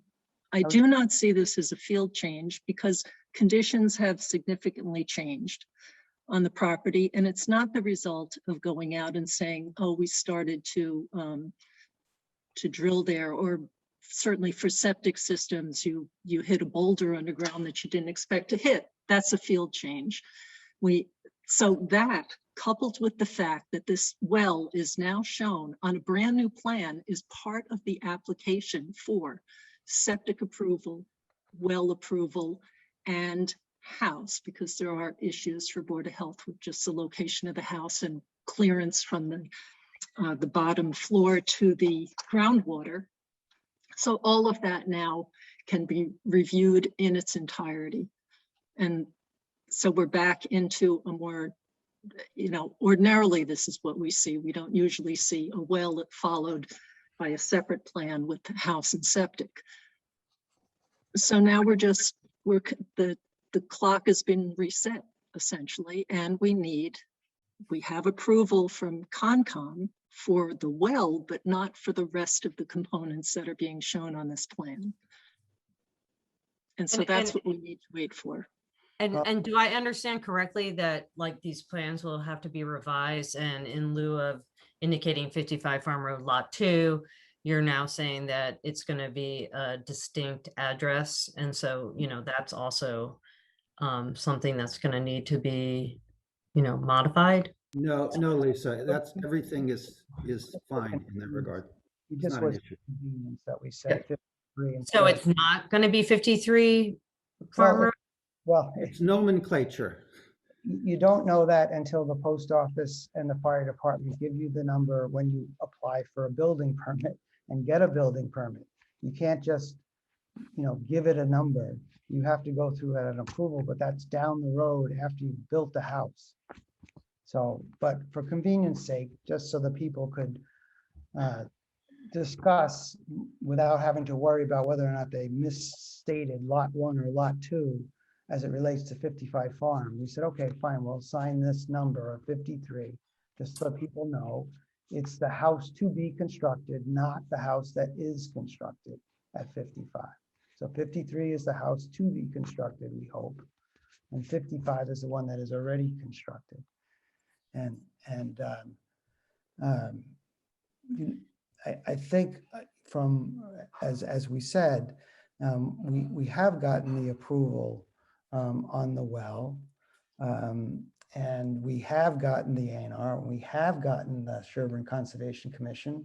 They specifically sent it over to the Sherburne Board of Health on October 14th, minor modification to the order of conditions, DEP file number 283-418. So, if in fact, there was sequence as it related to the well, that has been consistent with the practice, although apparently it isn't published anywhere in any regulation about the sequence. It is in fact, the only place you can find that reference to such a sequence is in the variance section, not in any other part where we're doing it as of right.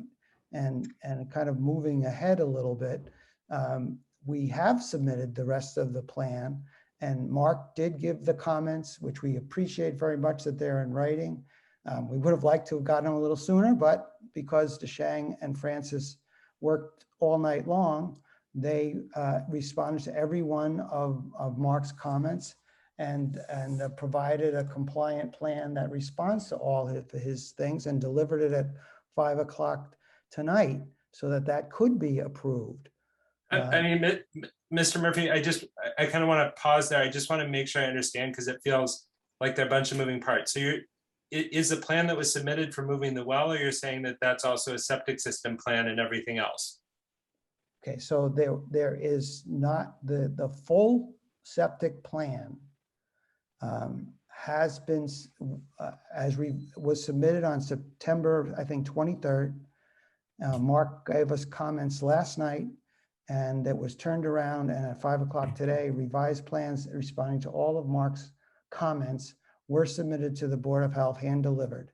And so those plans exist for an approval of the septic system.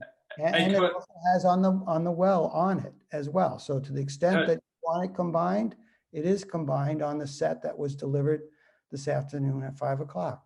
Perfect. So Matt, just to further clarify something. Hold on. Bob, I'm on the board, and I'd like to respond to Mr. Murphy, and then I'll invite your comment. Does that sound okay? No, and then I would also like to make a comment before we have discussion about things that aren't germane to what we really need to talk about. So I think the follow-up question for Mr. Murphy is, Mr. Murphy, it doesn't sound like you're asserting that you've witnessed a different process in other kind of activities that you've been involved in a professional capacity in town in terms of the sequence that Daryl described, but rather that you haven't seen that formally documented. Is that correct? So it doesn't sound like you're asserting, in fact, that there's a different process that has been applied, but rather that the process that Daryl has described isn't discordant from your experience, but it's not independently documented. I just want to make sure I understand that correctly. There's two parts to it. One, I think, is not independently documented is one part. And my experience before the board is that the board has exhibited, as it did just in the thing that we just did for 5 Linden Lane, exhibits flexibility given the circumstances of a particular matter, if in fact it's ready. And if it's an emergency, and if I could finish, and the board is perfectly capable, as it did when it approved the well originally here, is perfectly capable, as it does in almost every situation that I have witnessed, is to condition any action approval on certain things happening thereafter. Sometimes it's as simple as, it may be that the plan that it's about to be approved, there's one thing missing on it, and the board frequently says it's approved, subject to you making that one more change. And the same thing could happen here, to the extent that the board wants to make sure that the driveway is moved, or to the extent that it wants to make sure that there's at least that there's compliance with some of its other regulations. It has the ability and the power to make conditions, which it does all the time without this. We certainly also have time, we don't grant conditions too, isn't that true, Mr. Murphy? There are times that we say, hey, you actually need to do X, Y, and Z. And come back. Certainly, the power to approve is also the power to condition. The power to deny is also the power to not have conditions. There's no doubt about that. And I'd like to interject here and mention I spoke with town council, and in light of the long-standing practice to wait for Conservation Commission approval of whatever form before we proceed with our review of projects, and the fact that that procedure is not arbitrary, they felt that that is reasonable if that's what we think is the best thing to do in this case. And I also don't want you interpreting Mark's review of the plan, which was a courtesy to you to give feedback on things that were clearly needed addressing in the plan, and an opportunity for your engineer to get started on that. And that's why Mark did the review and provided feedback. It was not to constrain you or rush you. That was ahead. Normally, Mark does not do the reviews until after we have received Conservation Commission approval in writing. And Lisa, did you have a comment as well? No, I was just saying, like, it's not really it's an apples to oranges comparison to talk about something that's an emergency of a failed, septic cesspool versus, a voluntary new construction. It's not really an equitable comparison. So I want to just step off that. But I mean, the reason that we have a conventional sequencing is because we have multiple setbacks and considerations we need to make, not only for where you're citing your well relative to a butters, but where the septic system is relative to the new well that you're citing, as well as, again, a butters and concomitant things. So it makes it very disadvantageous for us to look at something in a vacuum, when in reality, our regulations do have specific requirements about the siting and distances and depths, et cetera, that we need to contemplate for these approvals. So that was the genesis of the sequencing. That's the convention, and serves us all well, because we can then make decisions that are comprehensive, and we don't have any later sort of like backtracking or modifications that we need to keep reconsidering. So that's the genesis of why we do things typically in the fashion that we do. I do appreciate everybody being frank about these things. I would point out that,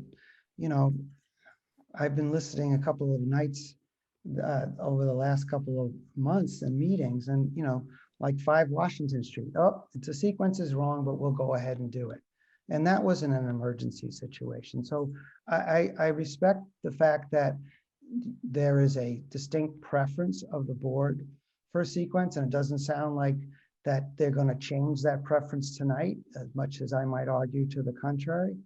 But I don't think that the board has rigorously applied that standard throughout, only in exceptional circumstances to vary it. And if in fact that was what they intended to do, I think respectfully it should be part of a regulation. And if in fact Concom approval is required, then the board's regulation that only limits it to situations where variances are requested, and none are being requested here for the septic plan, that they should change that regulation. Because, and I sent this request about this a couple of weeks ago to be on this agenda, and I appreciate very much being put on the agenda.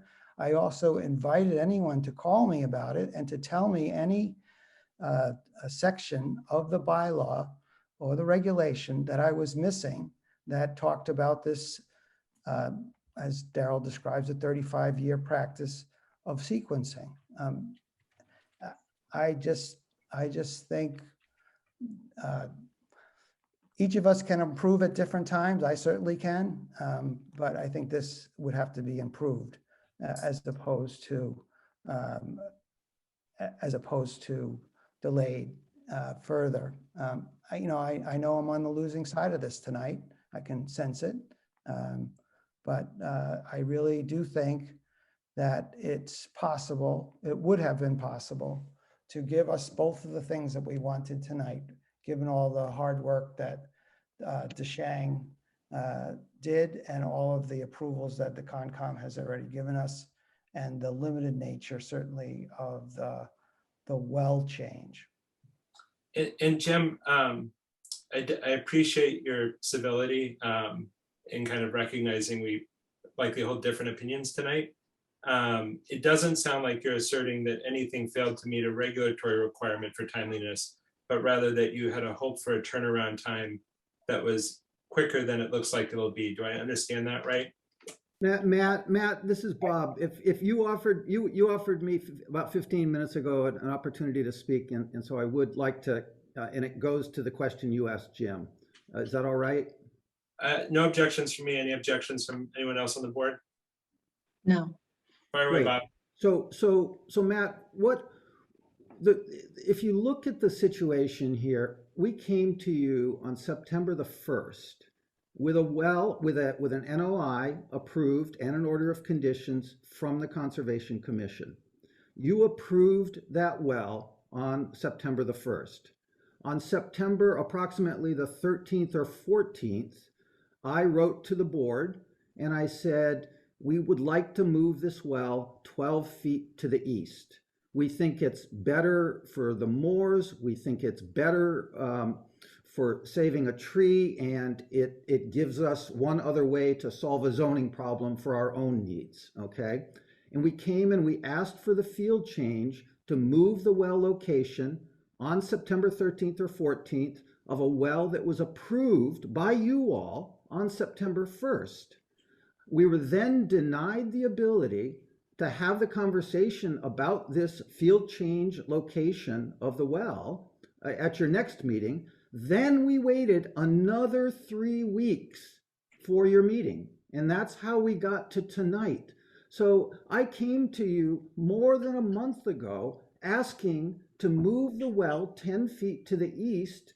It's good for everyone. It's a minor change. I have an NOI, and I don't understand why this board wouldn't say yes to that tonight. Bob, can I ask, given all those things, none of those features would have changed in terms of the site constraints. And yet, so why wasn't that your proposal September 1st? Good question, Matt. And the answer is because I didn't realize that you have a rule that says that the 20 feet to the well is actually somewhat negotiable if you protect the well. I actually just realized that recently. And so now that I know, and back then, I thought if I didn't put the well where I put it, I was going to have to move the driveway, which just seemed kind of a silly thing to do. And so I was hoping that I would be allowed that exception from the planning board. When we didn't get it, that necessitated moving it. We can still do it without moving it, but there was a reason for it. The moving of the driveway seemed silly. But once we realized that we had to move the driveway, then we just came back to you, 10 days later after you approved it and said, we want to make this small change. We didn't think it would be a big deal. We have the Concom order of conditions. And so Bob, I guess, for me, my recollection, and again, September 1st, feels like a long time ago with as busy as things have been, was I think some of the feedback we gave to you both at that time was there's less on this plan than we typically see. There's less information here than we prefer. And while I certainly appreciate that it's all here now, it's sort of becoming here now, or doing those pieces for me doesn't say it's a jumpstart, because you certainly also could have provided those things at September 1st or offered more information. And So Matt, let me be very clear about something. We did our soil digging back in April. We filed a soil report with Mark at the end of July, and we didn't get his comments back for 6 weeks. When I came to you with the well, I was tired of waiting for Mark to get back so that we could design the septic system, and I wanted to move ahead. Doesn't that seem like a reasonable I would say I can't speak to your characterization of the timing, but what I would say is I think as a board, we were sort of clear about where there were gaps. I think that for me, going back to Mr. Murphy's point of how does the board exercise discretion, again, I'm not a planning board expert, nor do I sort of suggest that I have that expertise. The impression that I was left with by Mr. Murphy was that there was essentially a pro forma hearing that had no real kind of regulatory question, but was kind of a rubber stamp. And so when that's then demonstrated to not be the case, and it says, how comfortable are you with conditions versus kind of having all the ducks in a row, that experience certainly leaves me less comfortable with conditions, because that wasn't transparently disclosed to say we've got 2 questions before the planning board. One is this and one is that.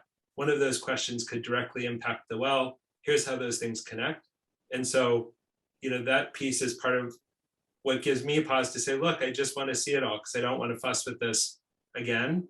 And I certainly appreciate the Shane turning it around. I think to Daryl's point, I don't think our intention was to suggest that this would be decided tonight, nor am I personally comfortable doing it with plans that sort of arrived 2 hours ago. And I appreciate that it came in. I appreciate that the things that you guys would like to have gone more quickly. And I'm sure in your position, I would share that point of view.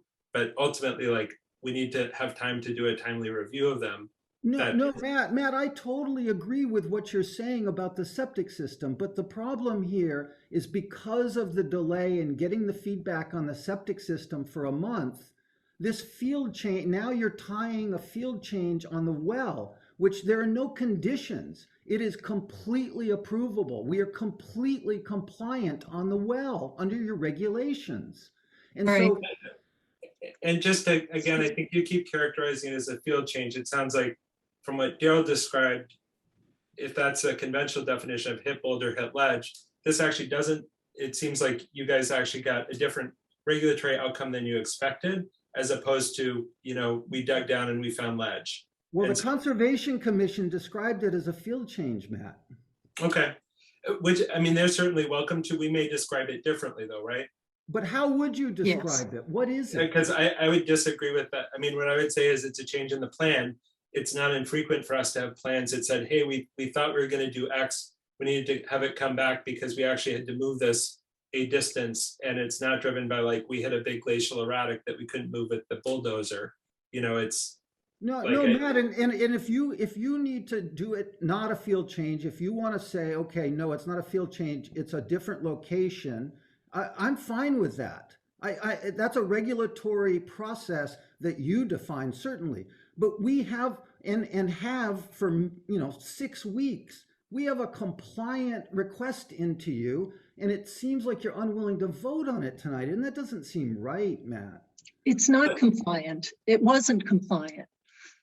Right, what we voted on last time turned out not to be compliant. So this is not merely. How is it not compliant, Daryl? Excuse me, Bob, can I finish? Yes, please. Jeez. All right, so because the lot line was changing, you said it a moment ago. Just a minute, I'm not done yet. You said it a moment ago when you did not get the exception you needed that necessitated moving the well. No, that is incorrect. Other point Daryl. is, that is incorrect. But Bob, I'm gonna ask you to let Daryl to finish, and then you're welcome to comment. Is that a fair request? Fair, yes. Go ahead, Daryl. And then the other point is, after the original approval of the well, plans were then submitted for lot 2 for the well, the proposed new well location, the proposed house, and the proposed septic system. That is, when it comes in like that, and the application is for all of those, we look at them together. And that's the process I would like to stick with, because I think it does work out better when you look at the entire property and what's planned for it. And then get everything organized. So that's also that's the main point right now. Okay, Matt, Bob, can I just ask Daryl a clarifying question, then let you go? Would that be okay? of course. So Daryl, I guess for me, the question I have is, what gives me pause right now is just kind of, we've heard different things for the lot line. And I recognize there's a final plan that's been submitted, but given that we kind of heard two different things, that's the part that gives me pause.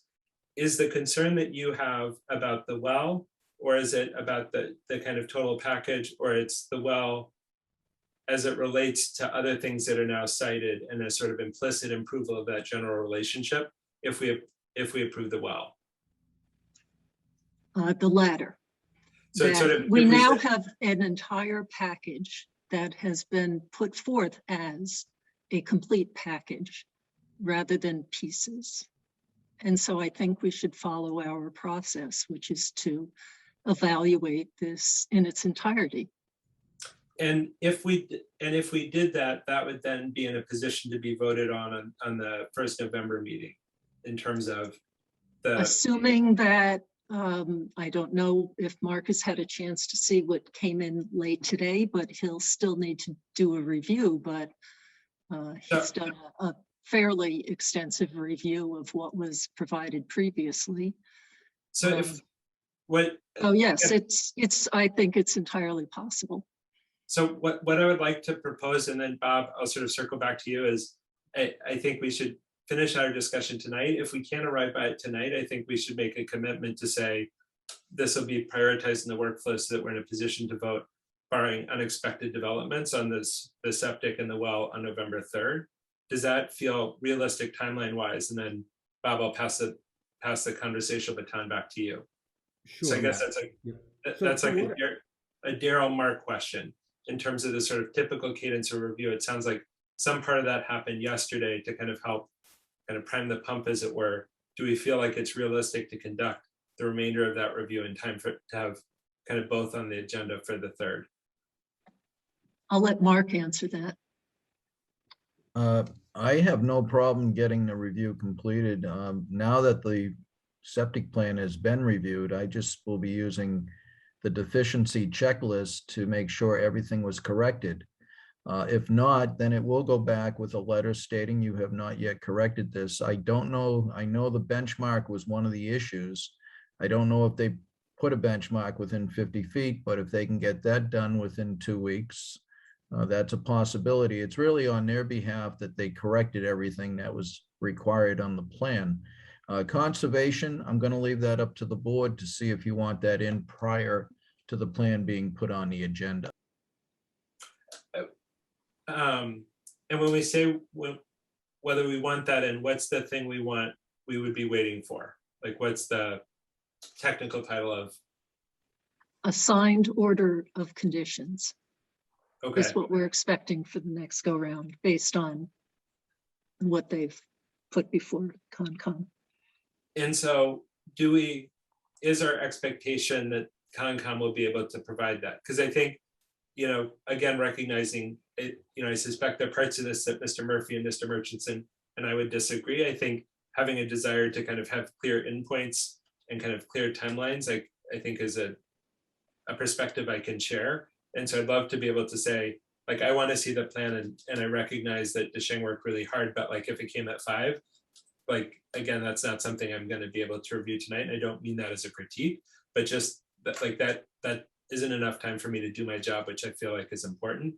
But at the same time, I'd like to be able to say, what are the kind of mileposts along the way to keep us on track to weigh in on the 3rd? And in terms of kind of Mark prioritizing within the competing priorities of lots of different things are needing attention right now, I'd love to prioritize this to the degree that it kind of helps keep that on track. And then in terms of Concom, is there any requester, if we have a condition to say, hey, this is the milepost we need from you guys in order to feel confident in our next steps. Is that something that can be in by the 27th or whatever their timing is? Like, does that require additional votes, or is that something that's completed by their agent? It needs to go back before the Conservation Commission, is my understanding. Okay, and what's the cadence of their meetings? They're meeting next Thursday night, and I do anticipate, Matt, that they will give us an order of conditions for the very small amount of work, which has nothing to do with the septic system or even the house. It's simply a small driveway apron, the work on that side of the property. And I anticipate that they will give us an NOI and an order of conditions for that small amount of work, which frankly is more than 100 feet from the septic system. Perfect. And so, and then just thinking through the cadence of posting. So if what I would propose that we do is to say, I'd like to, again, plan to have it on the November 3rd agenda, recognizing that if we don't get a Concom vote until Thursday night, we run into something where there's a short cycle for posting.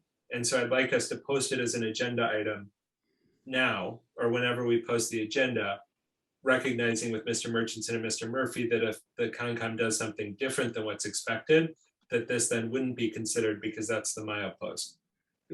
So Matt, Can I just make one comment? This is Ellen. Yeah.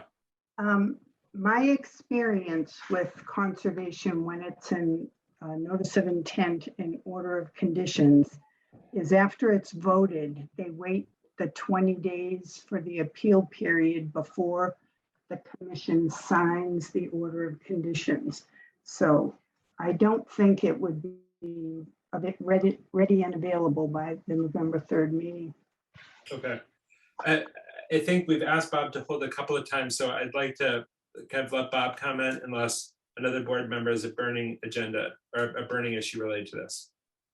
Thank you, Matt. So I guess what I would say is, first of all, I am very appreciative of your willingness to try to help us move this forward and to put this all on the agenda for the 1st or 3rd of November. I'm very appreciative of that. And I think with regard to the septic system, even though the septic system is 175 feet from wetlands, I understand, that that's your process and that you do need an NOI approved and an order of conditions to approve the septic system. And I'm fine with that and I appreciate that. But coming back to a well that you approved on September the 1st, that I requested a movement of 12 feet, which doesn't impact any regulatory issues and has nothing to do with any of these spurious kind of zoning things. It's just not relevant.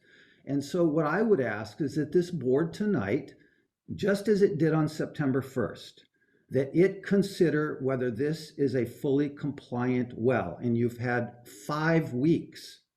You've had the information on the 10-foot or 12-foot change to the east in that well. And I would ask that this board please consider and to vote tonight on whether that is acceptable for us to go ahead and build that well. It's a way to move something forward which is completely compliant. And if you want to vote no, I'm okay with that too. But I want it on the record that after 5 weeks, you are unwilling to approve what is an innocuous location change in this well. And so I really would like you guys to move forward and vote on that tonight.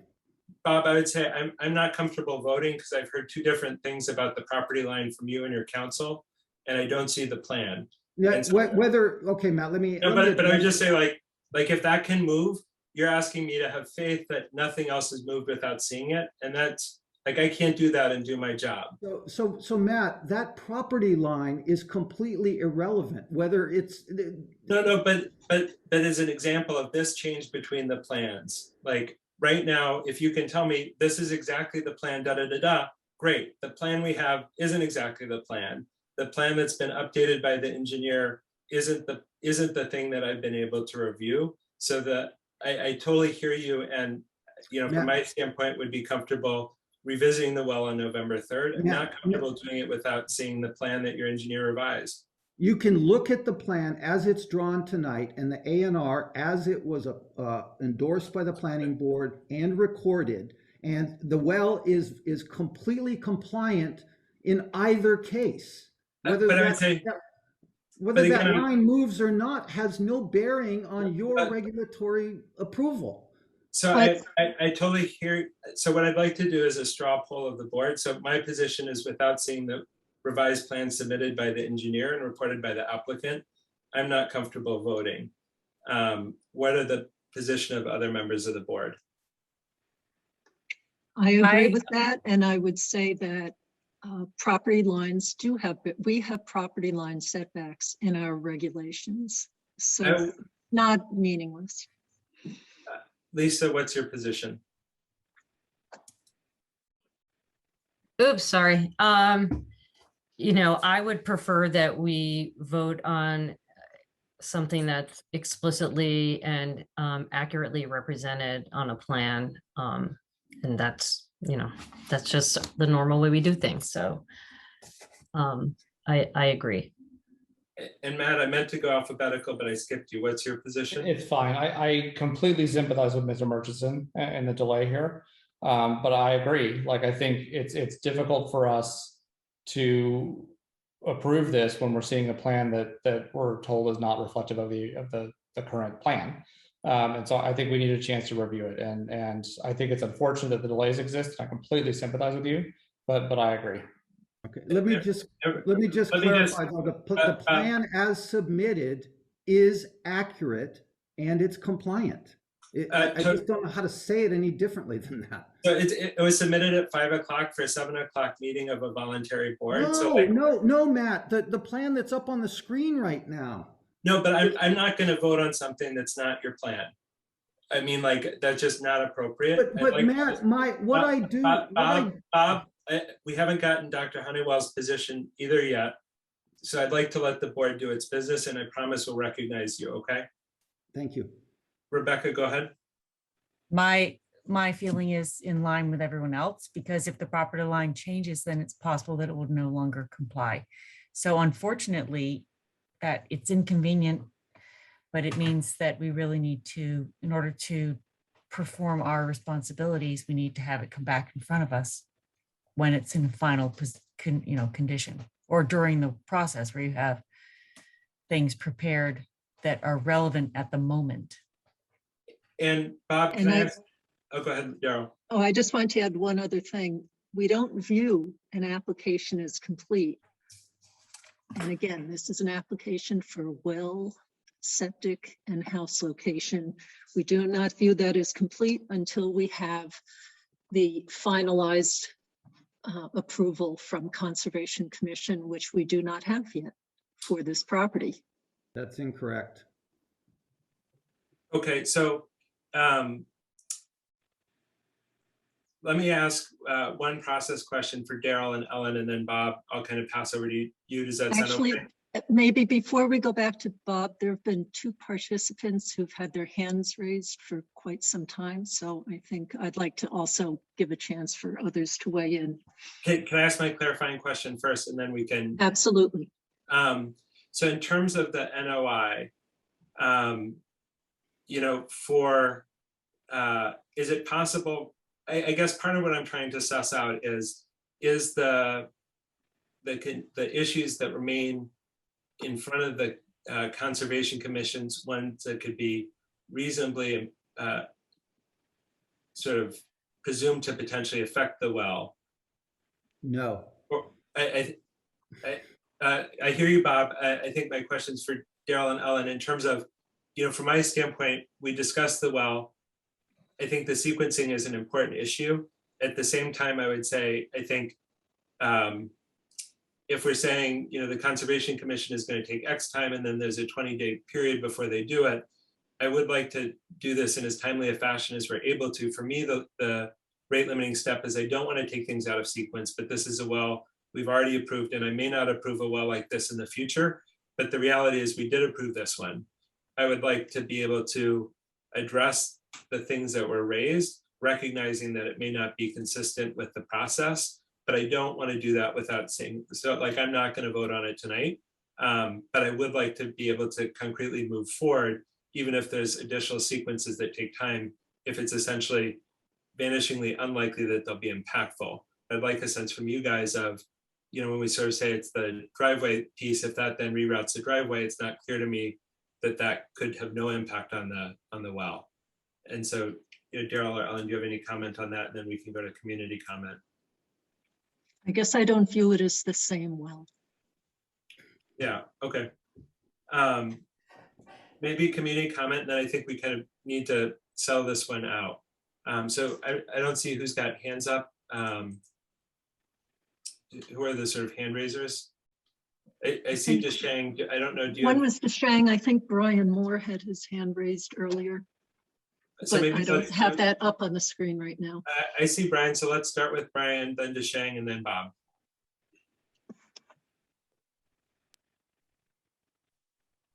Hi, good evening. I'm sorry, I'm just turning on the camera.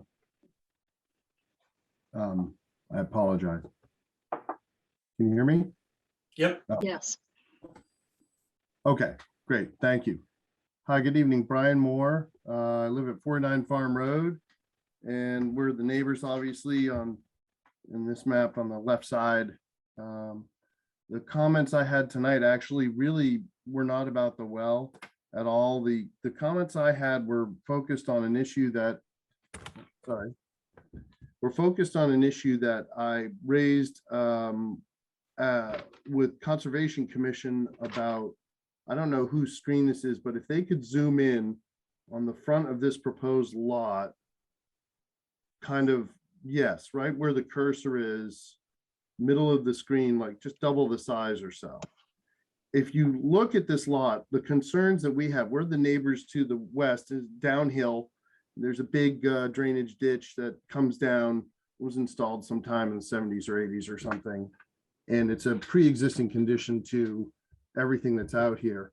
And if you look along the front of this property, you'll see that there's not only a culvert that runs underneath the existing driveway, but just a little bit to the right of where it says stone wall and there's some elevation changes, there's a pipe that comes out from underneath Farm Road from a couple of catch basins and discharges groundwater periodically to the ground surface. And at the time of and stormwater, excuse me, from Farm Road as well. At the time that it discharges this water to the ground surface, that water somehow makes it magically from the pipe, which is essentially along what looks like the proposed property line to the east here, all the way over to the existing 24-inch RCP pipe that goes underneath the driveway. And my concern was that that was not adequately represented on the wetlands filing as wetlands, because I was under the impression that those qualified as wetlands.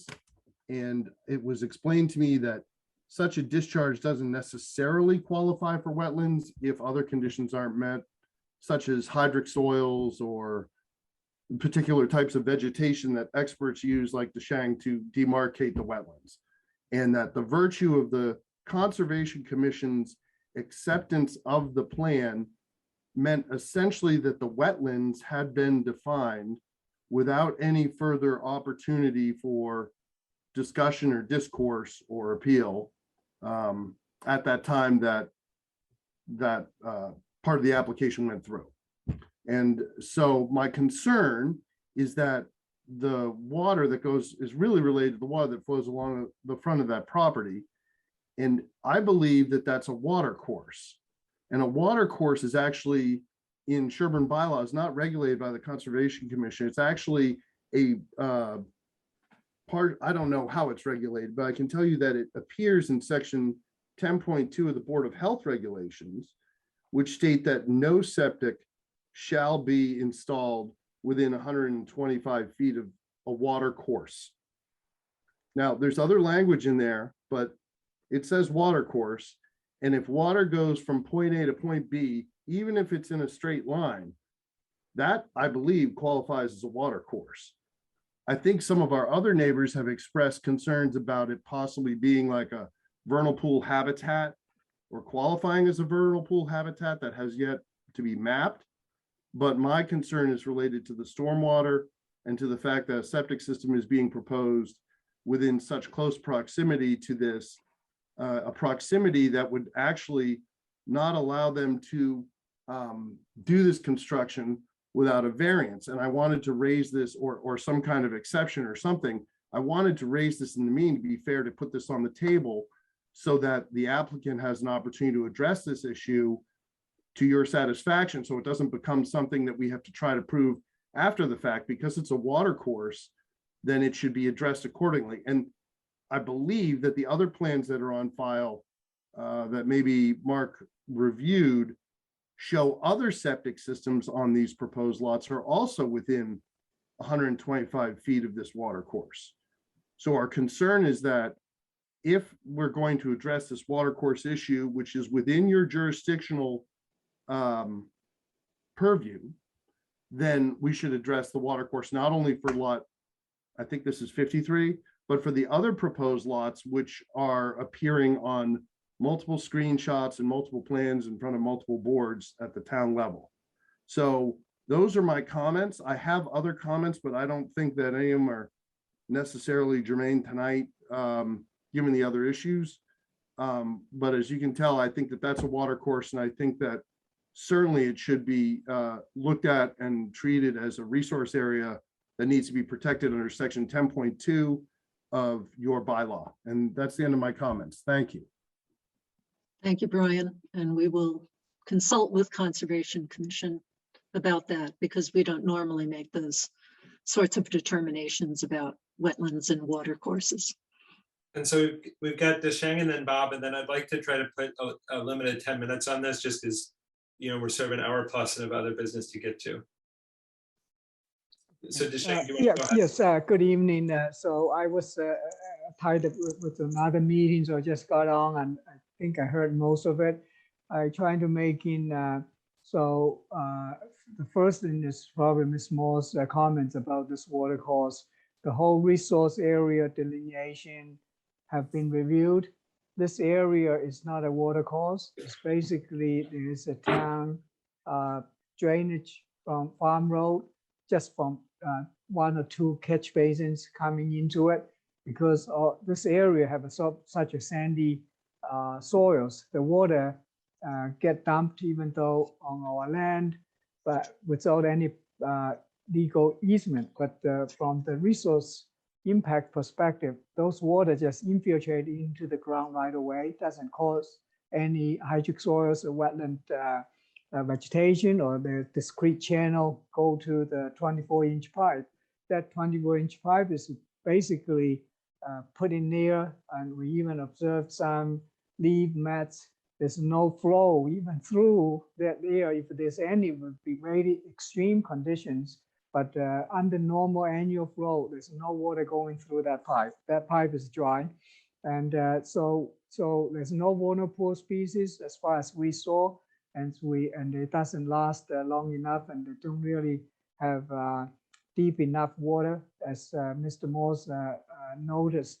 So there's a man-made drainage ditch go right over there. So this issue you can check with conservation. It has just less than half a year, or probably less than a year order of conditions from the well construction permit. We have a valid order of conditions. As far as the field change they issued, is basically the well is going to move further away from wetlands, and at the same time, the driveway is going to move further away from the wetlands. It's a positive, less impact activity. So from that perspective, that's what I would say. And I understand at the time when we communicate with Alan, so we understand we do need to withdraw the old well, even though we believe the relocation of the well is a positive thing to mitigate or to reduce impact on the environment, but we still need to follow the right procedure, the board or the conservation, and that's what we are trying to do. As far as hold the board to review it, obviously, I hope we are not just using that as excuse, but we try to get into the merits, what this change is. Around the west side, that property line really didn't change compared with the previous one. And and it's a draw on the plan, which is all engineered and in scale, so we can measure it out as far as the impact perspective and to the compliance with the board regulation. So that said, it's up to the board. I believe you guys are all educated and very rational professionals. So we'll do your evaluation based on facts, not just a pure regulation per se. And that the septic system, we working together. I really appreciated Mr. Oren's diligent review and the communication. We are in a very working merit to professional way. I still appreciated all what he did, and I try to cooperate in the same way as he provided the service through the whole engineering testing and the process. And I believe so he need the time, and he will spend the time, do his job, and we will respond professionally accordingly to get that part moved. And since we have both well permit from the board and from the conservation, I feel that well issue could be uncompromised from your standard to get evaluated and hopefully can be considered change. And if there's anything, I believe Alan told me that since we haven't drilled the well, any testing, that fee can be transferred to the new location easily. So it's common sense. I agree with that. And as far as the location change, from any perspective, is beneficial to otherwise Bob could just drill at the old location to cut another tree, and which we were trying to save a mature tree. And that's all in the spirit of all the people here. I believe you are trying to protect. So I don't see why we penalize and a good move if we are trying to do things more harmful way and in a bad will. I can fully understand, but just using the legal reason say this is not approvable, it's case by case. From here, professionally, from the legal perspective, or counsel is here from I have also worked in wetlands protection and border health regulation for almost 30 years in Massachusetts. So from all my experience in 70 towns and cities, like such a case, you may even just drill the well, and then coming back in many towns, so it would be considered reasonable. But we were not doing that. We are trying to be accurate and providing you with we thought is due diligence and a reasonable approach. So thank you. Deshang, I would be surprised if you can just drill in a different location and then come back. I wouldn't imagine that would be typical practice. I mean, you sort of alluded to saying you would just drill the well and then come back. I can't imagine that, because why would we give well permits if you could then just do what you wanted and come after the fact? Oh, no, and that's not what I mean is a minor change, like in a few feet. Perfect. So Bob, I think you're our last comment, and then we'll close this out with the board. There was one other person, just to let you know, there is one other person, another hand up, Joshua. So, Bob, I'd like to be able to give you the last public comment. Are you okay letting Joshua go first? Sure, of course. Perfect. Go ahead, Josh.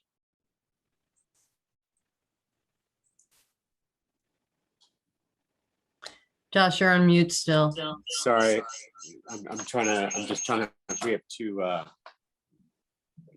computer's open here. Sorry about that. With all due respect, Mr. Wang and Ms. Murchison, I just want to say neither of them live on Farm Road. They don't see specifically the water issues. Mr. Wang alluded to the fact that the drainage is not a problem from this area, this drainage pipe. I drive outside on Farm Road, I don't know, 6-7 times a day, going both left outside of my driveway as in a butter at 64 and right outside of my driveway. And there's always, even the driest days of the summer, water along that edge of Farm Road there. So I just have to respectfully, I'm not an engineer, I'm a physician. I have concerns from a physician's point of view that I will not raise tonight. But I have to respectfully disagree with Mr. Wang about the drainage being an issue. And you just need to support the other abutters on this property. And I think it also, just the elephant in the room here is that we don't understand Mr. Murchison's final intent here with these projects, both at 55 and 65. I realize that's outside of the scope of this. And I just need to respectfully disagree strongly with both the opinions of Mr. Wang and Mr. Murchison, who I understand will give the final word here tonight, but this is what they're saying is not forthcoming. Their final intentions have never been presented to this board. And that's all. Thank you for giving me a moment. But the reason I raised my hand was mostly to disagree with Mr. Wang about the drainage issues, which are just simply false. They don't live here. They don't see what we see.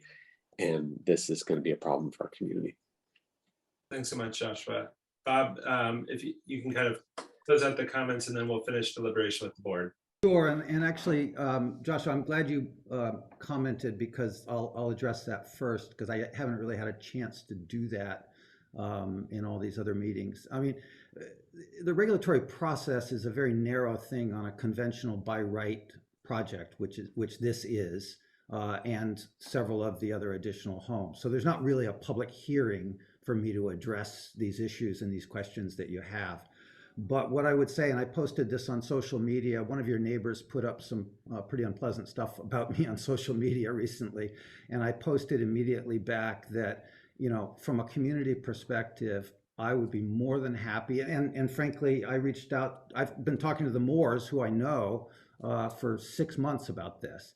And I've told them everything I know every step of the way. I reach out to them. Do you want to have a conversation? I've asked that they provide you all, Joshua and all the neighbors, with my email address.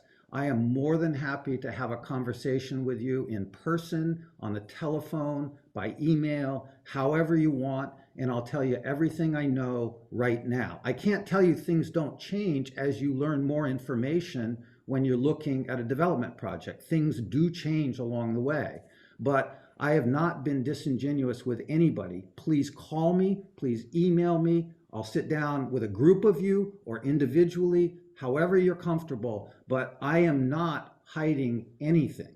And the next thing I say before I say my last point is I have demanded over the years that everything, all the rules of the town and of the state be followed in development in town. And I've been on both sides, right? I'm a developer, I'm also a neighbor.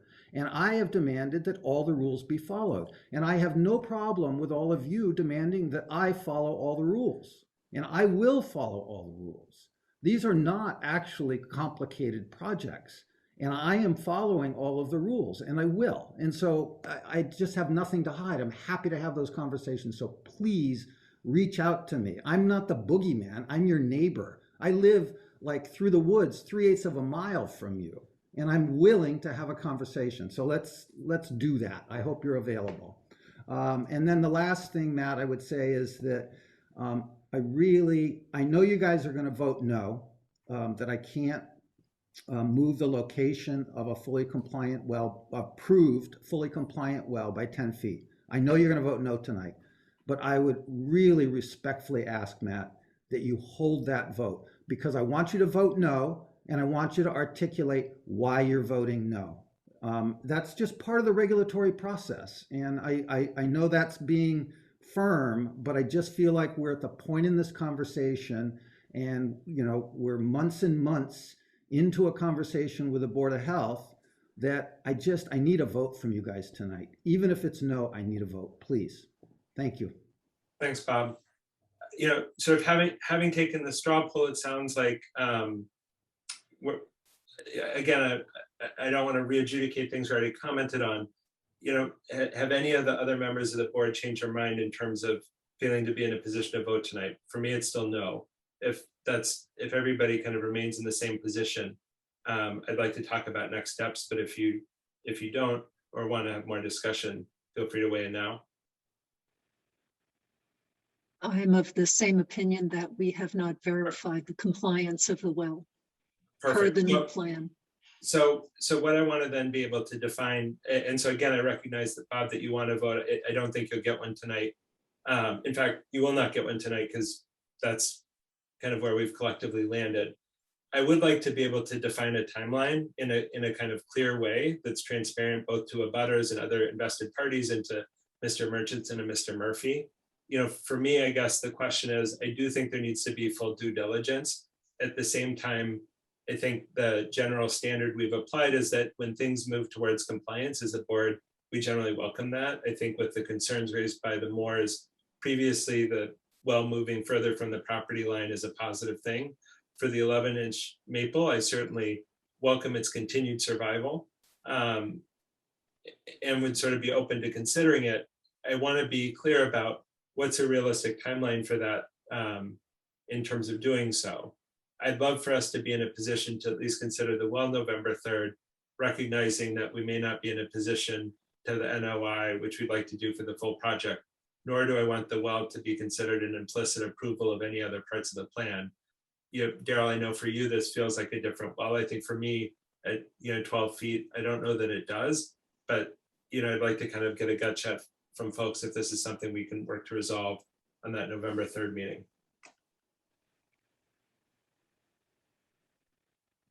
For me, I think, the issue I'm not voting tonight is I just feel like I'm not seeing the latest information. And so I feel like if I have a chance to review that at the next meeting, I would feel in a position to be able to vote on the well. I think that there is an issue if we're voting on a plan that's including other things that haven't been fully reviewed, then that becomes complicated for us. And so I would certainly feel better if Concom had weighed in. I may be comfortable if Concom has weighed in and they're in a waiting period, still taking action at that point with a condition. But I think regardless, I agree this needs to move forward. And I think I would be in a position to make action next time when I've had a chance to review the most recent plan. Okay. Lisa, what's your position? So if you're just talking about the well location modification and we receive, a current plan in advance of the meeting, I don't think that would be problematic to vote upon by the November 3rd. But I guess I'm still unclear, like, are they asking us to look at their entire setup including the septic? So let me ask that. Let me ask that another way. Okay. For Bob and Mr. Murphy, if we arrived at saying we're comfortable voting on the well on November 3rd, but not the whole system, is that an outcome that would still be beneficial to you in terms of managing your project? Yeah, I think all along, Matt, thank you for asking that question. I think all along I have felt like the well is, we went to the Conservation Commission separately from the septic in the house, and we came to you separately. There were reasons, as I explained, why we did that. So yes, I would like those decoupled. And I think from a regulatory perspective, they absolutely can be decoupled. So yes, I would like a vote on the well. The second thing I would say is that you're running up against a 45-day deadline on the Title V on the septic side. So can I ask a question, Matt?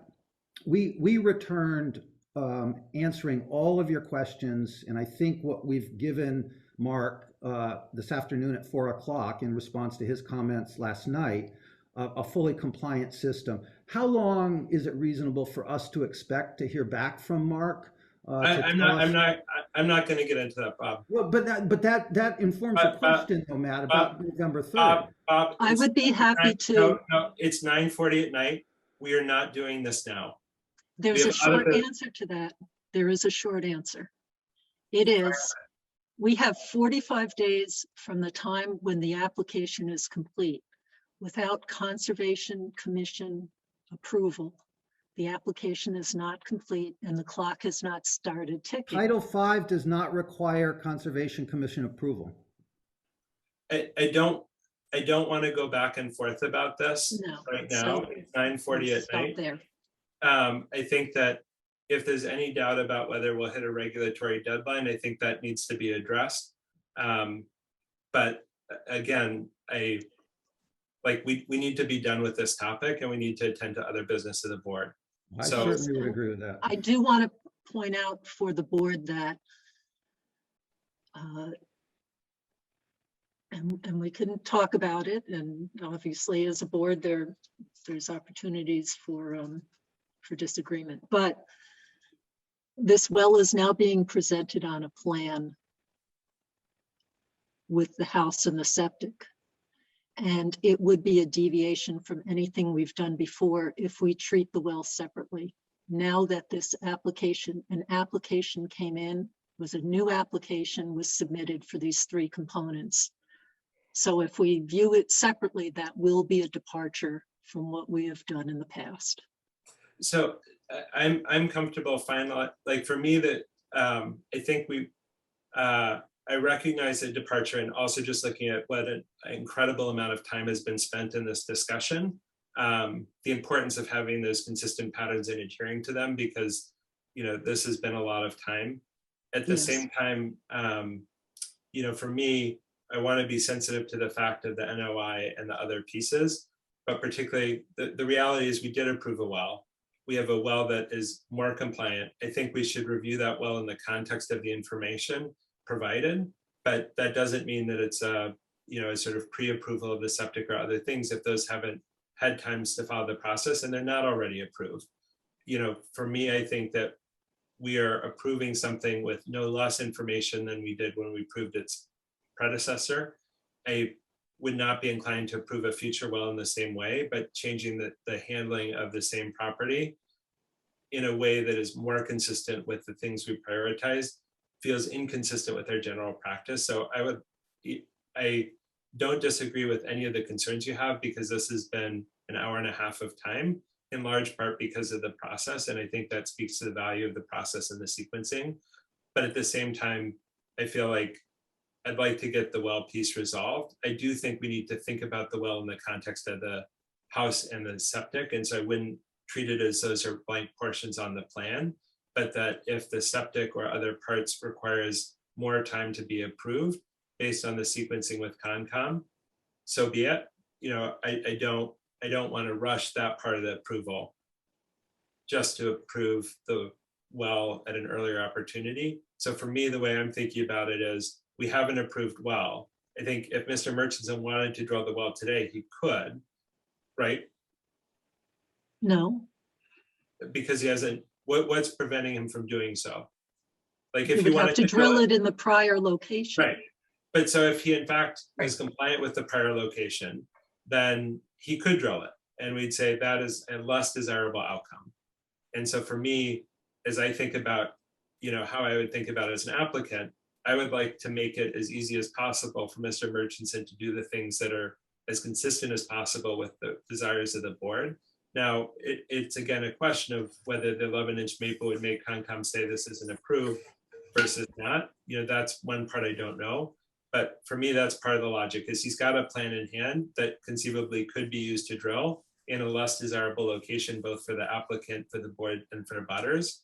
And so I'd love to find a way to avoid that circumstance. And this seems like a thoughtful way to do it while not rushing the rest of the process. And I do agree with you that I think the disruption around all of this tells us why that process is important. Does that kind of pass the gut check for you, Daryl? Parts of it, yes.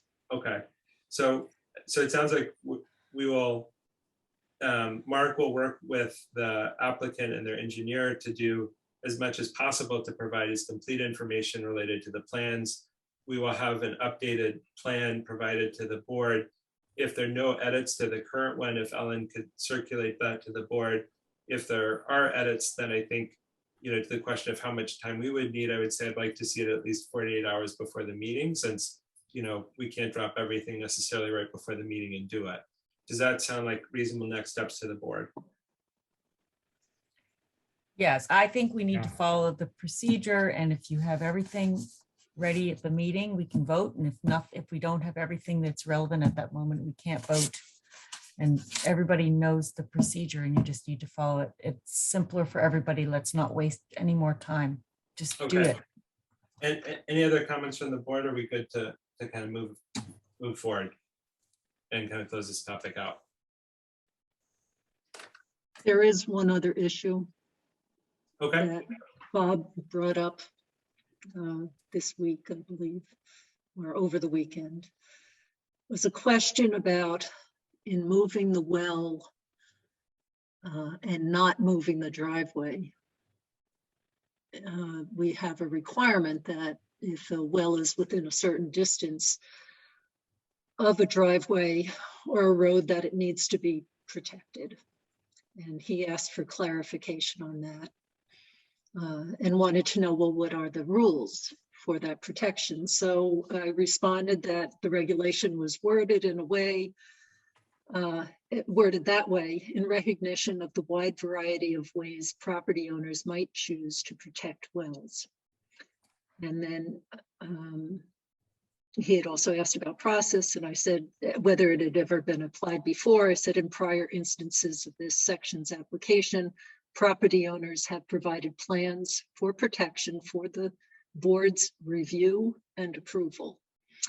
And then, let's see, he asked for examples of the type of protection that the board was seeking, and he said he was contemplating a boulder. I said the underlying reason for the standard setback requirement is protection of the wellhead structure from vehicular activity, including snowplows and other specialty equipment. For wells not meeting the standard setback requirement, I believe prior approved protections have included boulders, walls, and fences. I feel like we've had like some bullards too. Yes, I just said had included, it wasn't comprehensive. I was just okay. giving examples. I said site circumstances and aesthetic preferences can result in a wide variety of solutions as long as each provides the physical protection sought. And we did make the regulation flexible so people could come up with something. But then, so he said in response to that, okay, great. Once the well is drilled and tested, I'll place a large boulder positioned in a way to protect the wellhead structure as you suggest. So I don't know if he's meant I suggested that we want protection or that I said a boulder was okay, but it certainly wasn't the latter. So I just want to let Bob know you need to have a plan and bring it to the board before doing any of that. And we'll just review it for whether it's going to protect appropriately. That sounds great, Okay. Daryl. I totally agree, Daryl. That sounds perfect. That's all I was trying to say in my email. Okay. Perfect. So we will plan to have this on the November 3rd agenda with some ambivalence across the board and a recognition that this is not, this is a complicated issue that has some specific pieces related to this. And with that, I'd like to close this out and go on to other topics unless there's any more discussion. All right. Bob, Deshang, Josh, Brian, Jim, thanks for coming tonight. I hope the rest of your night goes well. Oh, Thank you, does Matt. Arthur, Thank you. Thank you. one other question, does Arthur Fenno still have his hand up? Or no? I don't. I can speak at another time. Thank you. Okay. All right.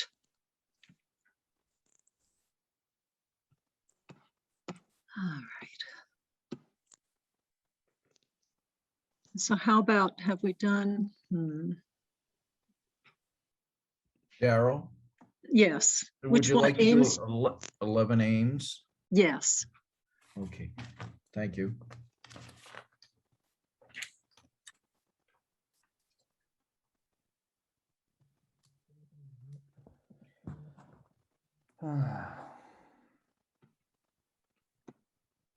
This is an application for a replacement well. And the plan, I think the bottom section of the plan, Darrell, but that's the locus, just so everyone knows. And that's the plan of where the new well is going.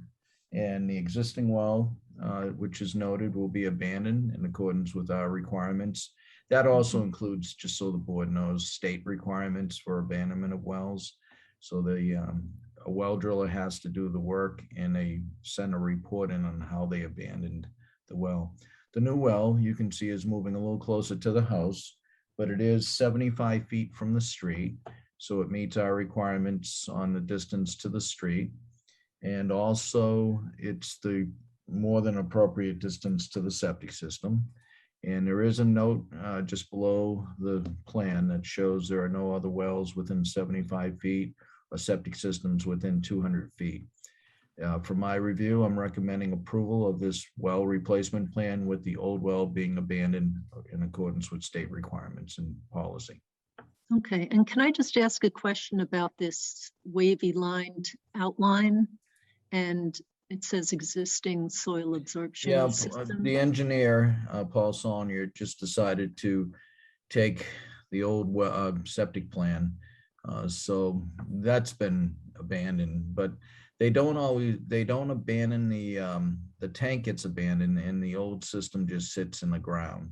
So it's an unused old leaching field. They don't remove leaching fields when they put the new system in. The new system is to the very far right of the plan. Over here. Yes. All right. Is it possible to ask them to modify this to imply that it's an abandoned former? Yeah, that's a very good SAS? point, Darrell. I think it was just, he used overlay of the old septic system.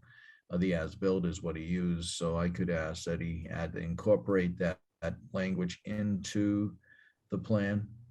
Yeah, or even like where it So says shows existing, it's- where it says existing soil, Yes. does some say abandoned. Yeah. Yes. Or, I mean, does it really even need to be on there, I guess? Yeah, true. At all. It kind of doesn't, so. Yeah, no, I agree.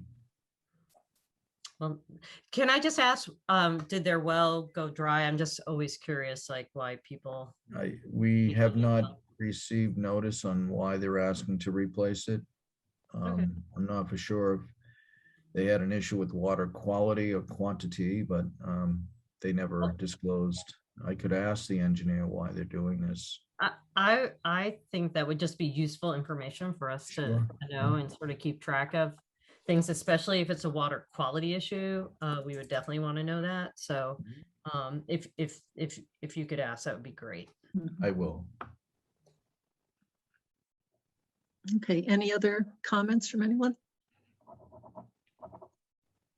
If not, do we have a motion to approve the proposed replacement well conditional to the existing well being abandoned?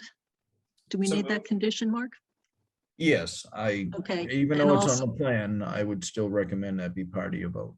Okay, good. And then I'd also like to have a condition that something be done with this erroneous existing SAS Yes. notation, whether removal or updating it appropriately.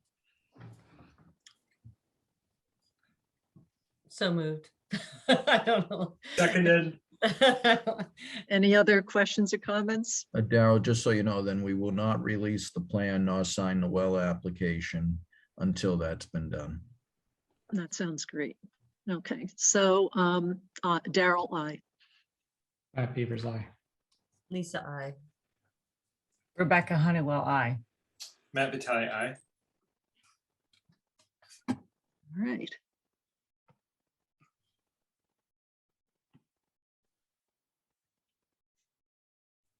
All right, does anyone have something that they want to tackle next? I think we should do the COVID-19 update. Okay. If there's any public comment, maybe we can do that piece while Daryl pulls it up. Otherwise, this is just sort of an update, not a substantive policy discussion. Is there something else I'm supposed to be pulling up? If you can pull up the joint school committee presentation from yesterday, I just want to make sure Okay, yes. that we kind of go over that with the board. Okay, seeing no hands, we'll proceed just to review it. So this was the superintendent's presentation from Tuesday. If we can scroll down, I think it's pages 2 to 6 that are relevant. So in terms of local vaccination rates, there was some sort of various software challenges, but they've ultimately been able to compile the numbers. So in the 6th grade class, where many kids are not yet age eligible to be vaccinated, we have 7% fully vaccinated. For 7th grade, we have 84% fully vaccinated. For 8th grade, we have 90% fully vaccinated. In terms of the current mask requirement from the state has a continuing mask requirement for K through 12 schools, which extends through November 1st. Those schools that have a combined vaccination rate within the school community of greater than 80% are eligible to attest to that, which then enables them to resume local control of whether they proceed to remove masking or not.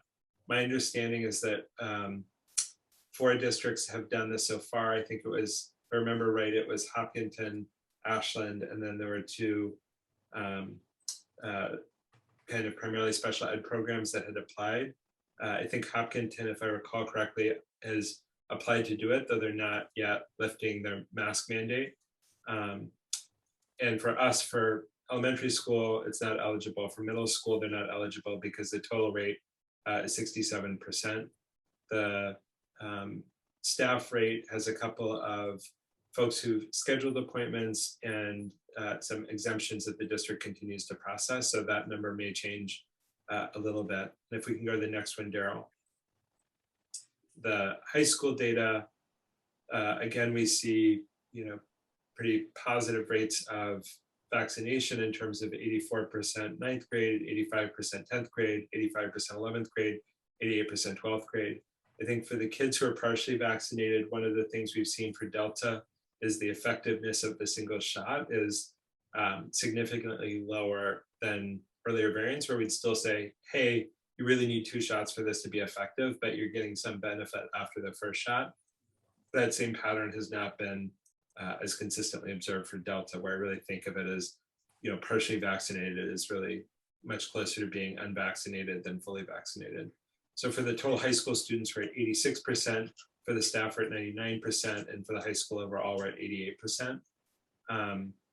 Right now, the district is submitting the attestation form to the state that says we're compliant at the high school. That's essentially a statement of fact. And that, that fact is that we're at this threshold. The comments that I made, and I think Matt's still on, but Matt made as well at the joint school committee meeting is, I think that when we think about what safe unmasking looks like and we think about what that process is, vaccination is an important part of it, but also community transmission rates are as well.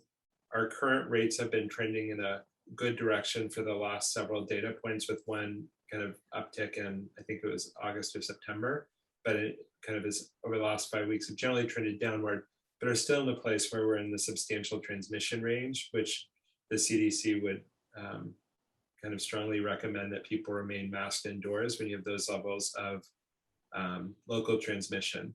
So in terms of the next steps, I think that we should continue to review this both at the Board of Health level and sort of in conjunction with the district. And ultimately, I think it'll be on the joint boards of health to provide guidance to the district and to the school committees about kind of what those requirements or recommendations would be. And then it's up to the school committees and the district about how they'd like to proceed. So I think that we're sort of in a position now where the only school that would be eligible is the high school. My personal recommendation would not be to unmasked yet with our current community prevalence, but I think we're getting close, both with the downtrending rates. I think the other big step is the timing of pediatric vaccination for the 5 to 11.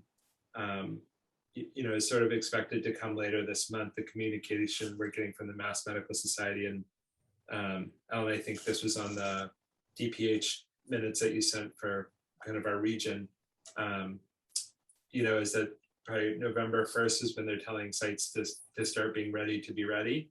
I think that there will be a different pattern of vaccination that uses pediatrician's office and community sites more than mass vaccination sites for this younger age group, which I think makes sense, given you're kind of vaccinating younger kids, and the ability to do that in a sensible way in Foxborough may be more limited.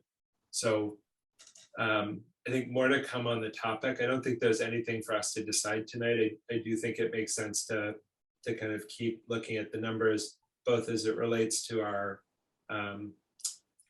school mask mandate and what kind of action gets taken there, as well as our municipal mask mandates with the current requirement for masking municipal buildings.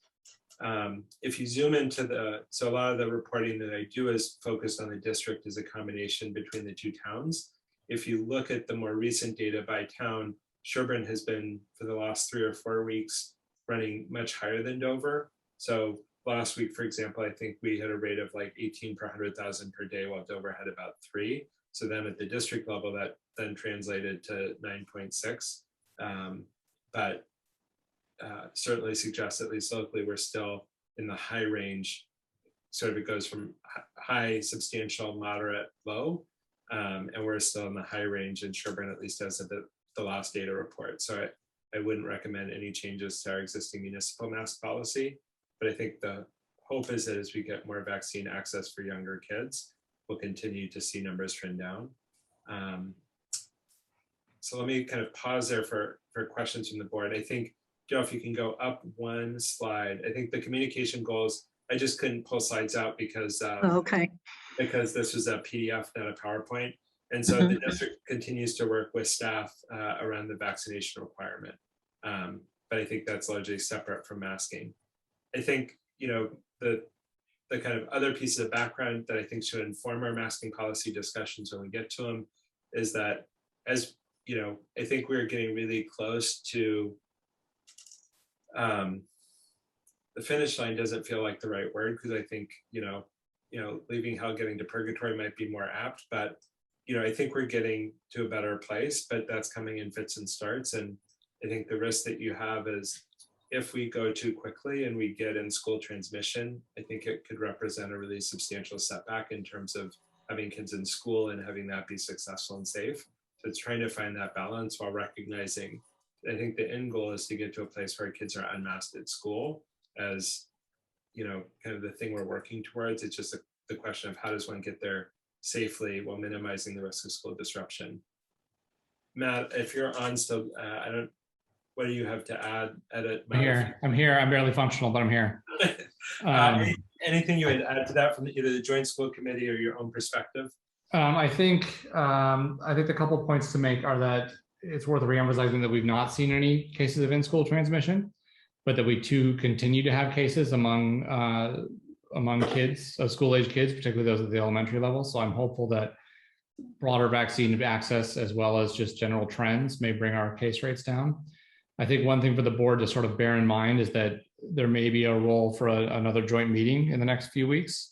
If we do see case rates fall, and whether we want to discuss jointly with Dover any decision, sort of once the state has given power back to the district, whether the boards want to think about meeting jointly to discuss any decisions regarding masking. I think it's just sort of worth thinking about that, at least, as something we may want to do in the next coming weeks. And I would echo that, and I think having a special meeting as opposed to having it as an agenda item, so that folks who are interested can come for just that topic and not sort of have to intercalate with beaver permits or food permits or sequencing. Right, so that we can just do one topic. So what I'd suggest we do is to see how the rates trend this week and next week. If we're seeing a downtrend, then work to get a joint meeting, a joint special meeting with the Dover board to kind of discuss it further, and then work to provide that guidance to the district and the school committees.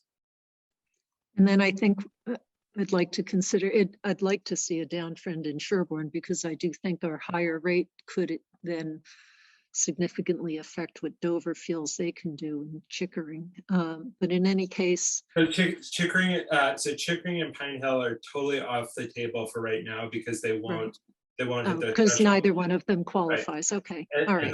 And the middle school will not qualify until a substantial portion of the kids are fully vaccinated. So if we start in early November, then the middle school wouldn't get there till December.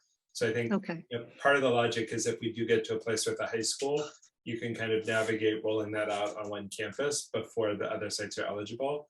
It's possible that the state will rescind the 80% threshold on November 1st. It's not what I expect, but if they did, I would not be enthusiastic. Like, I mean, Delta is really transmissible, and that's what we're seeing in the hospital, in the community. And so I think that it would be reckless to do this in a population that was not substantially vaccinated. Can I ask a medical question? Sure. With the rollout of the booster recommendations for people who either have, I guess, immune sensitivities or other conditions that merit a booster and or they're 65 or older, do we have a sense of the school staff population that might fit into those categories? And would we consider people who fit those categories to not be fully vaccinated if they don't have a booster, or we're just going to stick with two-shot paradigm? I think we discussed this briefly when we were talking about this and said we would stick with the 2-shot as fully vaccinated, but obviously encouraging those who are eligible to get boosters. And I think that it's possible that the vaccine schedule will be updated in the future to be a 3-shot regimen. So that could change if the definition of fully vaccinated changes. But at the moment, fully vaccinated is still 2 shots. Yep, exactly. Okay, I that's what I figured, but I think there will be a paradigm shift down the road. So, okay. Yeah. Any other question from the board or other things you'd like us to sort of look into? I think that data review or kind of other core topics that would be helpful to bring back whenever we have the joint meeting. yes, at that meeting, I'd want to think about what it means, say, if we were going to change the mask mandate at all, what it means to be heading into the holiday season at the same time as doing that. I don't know what I think just yet on that. But. Yeah, I think that's something we've definitely, thought about, and it's sort of, I think the timing's complicated in terms of, when we'll have rollout for younger kids and when we'll have, kind of potentially higher risk social behaviors. I think one of the things we don't fully know is, I think it's really natural for us to remember how bad it got last holiday season. I think it's important to remember that was with that was with no vaccination, essentially for the vast majority of people. And even I think the earliest access we had, the Brigham was December 15th. So, we sort of had essentially nobody effectively vaccinated as we came into the holidays. I am hopeful that we won't see that same pattern. I think that I have not heard any high reliability prognostication. I think we sort of had a downward phase and now seem to be in a bit of a plateau in Massachusetts, but it's, I think it's still too soon to say that this is a plateau phase versus a little bump on a downward trend or in advance of an upward trend. I think the holidays are part of it, and I think kind of changing indoor behaviors as the weather gets colder is part of it. So I think that's important context that we should also think about with, what are the case rates and what are the vaccination patterns. Okay. If there's no other discussion there, I think, so for next steps, we'll continue to look at the weekly data as that comes out. I think we've got our November 3rd meeting. So Ellen, when are our meetings in November? Are they the 3rd and the 17th? Yes, that's right. So for, again, I think that thinking about a tentative date is helpful, both in terms of communicating with the community, and certainly if numbers change really dramatically before that, we could move it up. But I think having something as a clear kind of checkpoint of like, something's on the book, I would be enthusiastic about, thinking about November 10th. Just in terms of seeing a fair amount of data, it may be that we can do something before that, but I don't want to jinx myself, but I feel like that might be a reasonable time frame to be meeting and thinking about it. Are folks available if we did have a meeting on the 10th? Yes. What day of the week is the 10th? Wednesday. So I'm just on call again, but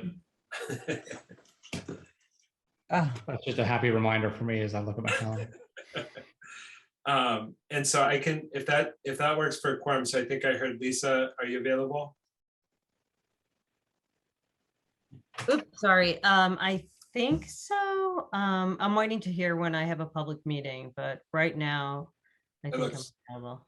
So I think I will reach out to Kay to see if the Dover board can assemble a quorum. If they can, then we'll work to set up and post a special joint meeting, recognizing that if the numbers are wildly discordant one way or the other, we end up canceling it.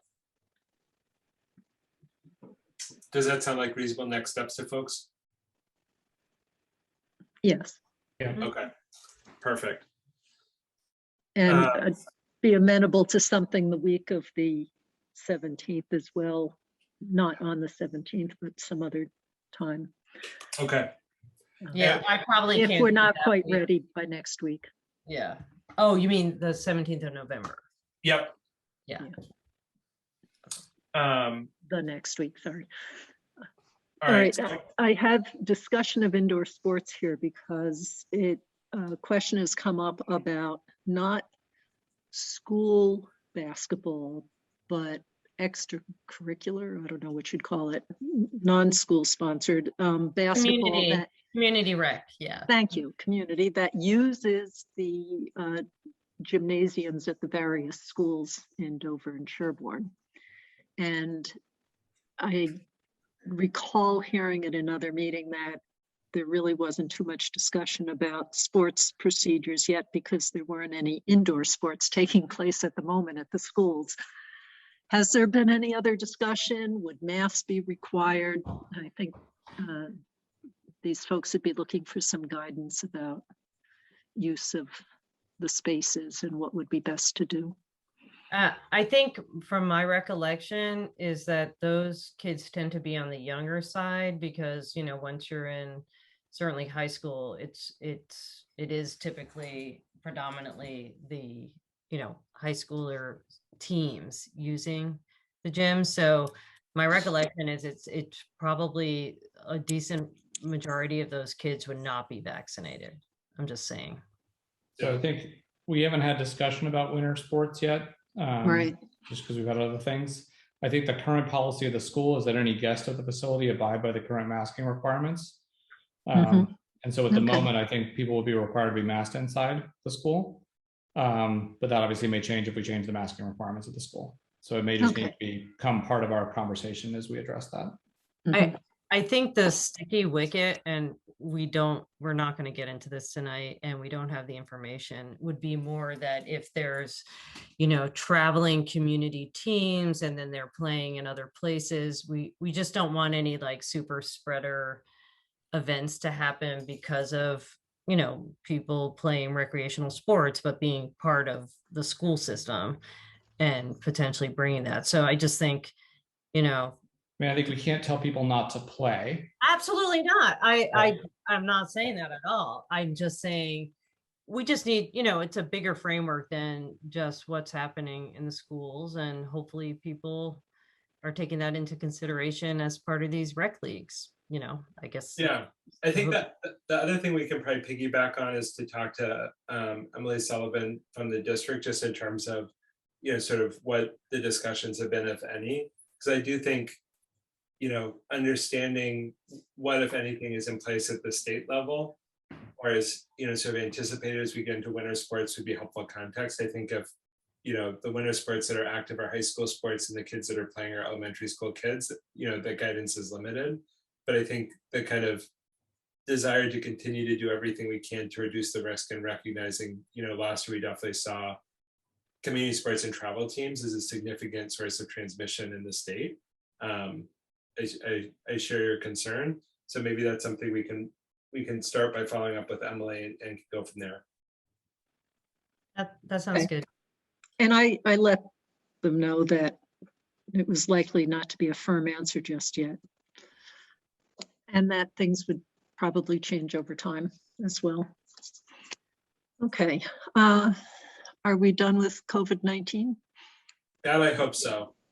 And you know what? I think we've had a great deal of discussion about the process for approvals and out of sequence approvals. So how about no more of that tonight? And B&A invoice looked great. Agreed. yeah, did anyone need to see that? All right, do we have a motion to? I approve? guess one question I had, I saw, Ellen, in the minutes from the DPH call that the contact tracing collaborative will phase out at the end of November. Do I have that right? At the end, yes, they're taking their last cases in mid-November, and they will be completely closed at the end of the year. So it's possible we'll see some variation. And so once that happens, then all of this will then revert back to our public health nurse. Yes. Yes.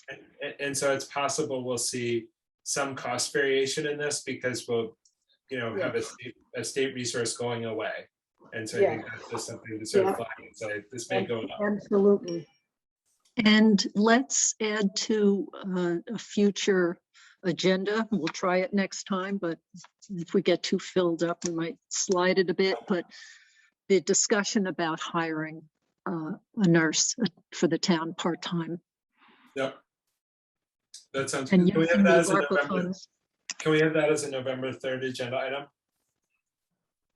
Yeah, I'd like to add it for November 3rd, and then if we get too filled up, we'll move it if we need to shorten the meeting. All right, so in the meantime, do we have a motion? So did you? Okay. All right. I was about to ask if we had a motion to approve this invoice. So moved. Second. Any other comments? Daryl, aye. Matt Beavers, aye. Lisa, I. Rebecca Honeywell, I. Matt Vitale, aye. Okay. Food establishment permit. I meant to ask Tom if he recommended approval, but I assume he does. Yeah, he does. He gave that to me to put on. Okay, you can see it's Additional potentially hazardous foods, both non and other, but they're prepackaged. Really all that they would be selling, and they need a sodium posting. So any other questions or comments on this? Otherwise, do we have a motion to approve the food establishment permit for arts specialties, conditional to a sodium posting? So moved. Second. And then Daryl, I think I'm just looking at Tom's email. It looks like he said, is that R2's? Yeah. Yeah. So it looks like, subject to compliance with the building food code requirements, permitting, and all applicable laws after passing final inspection. Okay. Yeah. So they're building. Oh, are they building out? Well, they're renovating. Okay. And they would, I don't think they would get an occupancy permit until they did. All right, so then do we need to add that condition because we would hold on to this permit until they cleared all those other? Because Tom has to do his final inspection. So when the permit is issued, we give it to Tom and he holds it and delivers it when he does his inspection, as long as it passes his inspection. Okay, and so 2 conditions to the sodium posting and to passing Tom's final inspection. Does that make sense? Sounds good. Yep.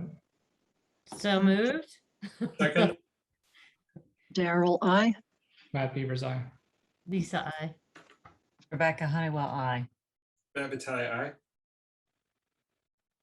Okay. Flu clinic update, Ellen? Yeah, it's Saturday. There are very few people registered. I mean, there's under 50 people that are coming. I gotta say though, I'm not worried about that because literally you go into a Walgreens or CVS or like, you get your flu shot, you want your flu shot? Like, so they're basically like just grabbing you by the wrist and giving you a shot. So I just think they're so available and plentiful that I 100% agree with that. It's a huge amount of work, and now it's becoming for like, less. Fewer. Is it worth it? Yeah, I guess. Yeah, it may be worth addressing that in the future. Yeah, it's just they're becoming really easy to get, and we're relatively late as they've been out for a while now. So Yep. I had mine a couple weeks ago. So anyway, yeah, I agree. I think that should be it would be probably a welcome relief too. So like, found time. Yes. But we will be there, and we will wait until the end in case anybody just shows up. Yep. And it's in the DPW garage, right? Mm-hmm. Drive through. Okay. All right. Let's see, minutes for approval. So we had a public records request. So Ellen Yep. And I did think a phenomenal job getting all of these minutes done. And we needed to have comments in by tonight. So do we have a motion to approve the minutes with whatever incidental edits came through or submitted to Ellen? I'm happy to so move. I don't think I can vote on the 29th minutes as I wasn't an attendee. And I don't know if we need to think about who attended which in terms of. Yeah, that's true. So the, all right, the way that town council has advised in the past is that people can vote on minutes in the spirit of, you know, are they reasonable or something to that effect, rather than attesting to their accuracy. But if you'd be more comfortable that we did it separately, then we can do that. I'm happy to do whatever is easiest. I wasn't sure what the procedure is, so I'm cheerfully flexible. Ellen, do you have any recommendations or what you've seen over the years? It's it's gone both ways. It's whoever, if you choose to vote and you weren't there, that's fine. And if you choose to abstain, that's also fine. It's gone both ways over the years. I mean, for the minutes, for me to type these minutes, it'd be easier if you all voted on all of them. But. Perfect. That sounds lovely to me. I think we can do that. All right. So do we have a motion to approve the minutes as amended for the July 21st, August 18th, September 1st, September 15th, September 22nd, and September 29th, 2021? So moved. Seconded. Daryl, aye. Matt Beavers, aye. Lisa, aye. I have to abstain because I've been in a family emergency and I haven't had an opportunity to review the notes. No worries. I'm sorry to hear that, Rebecca. Yeah, thanks. Matt Vitale, aye. Okay, and then agenda items for the next meeting. We've mentioned a few. Does anyone have anything they'd like to add, or you can add it at some later time? So I think, again, having COVID data review as it relates to mask requirements in town buildings. Again, I think I don't expect we'll have a substantial school vaccination data review update, but I think that we could certainly review that again as well for reflecting this week's data, and probably use that to pin down whether a meeting on November 10th continues to make sense. Okay. And then I think it sounds like we'll have the discussion of process for approvals and out of sequence approvals sort of tentatively on there as time allows. Yes. Okay. All right. Do you want the public health nurse discussion? Yes, please. Yes.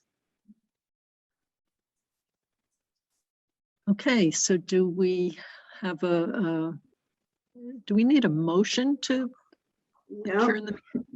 Yeah. So, do we have a motion to adjourn the meeting? So moved. Seconded. Thirded. I'll second it also. Thanks, guys. Night.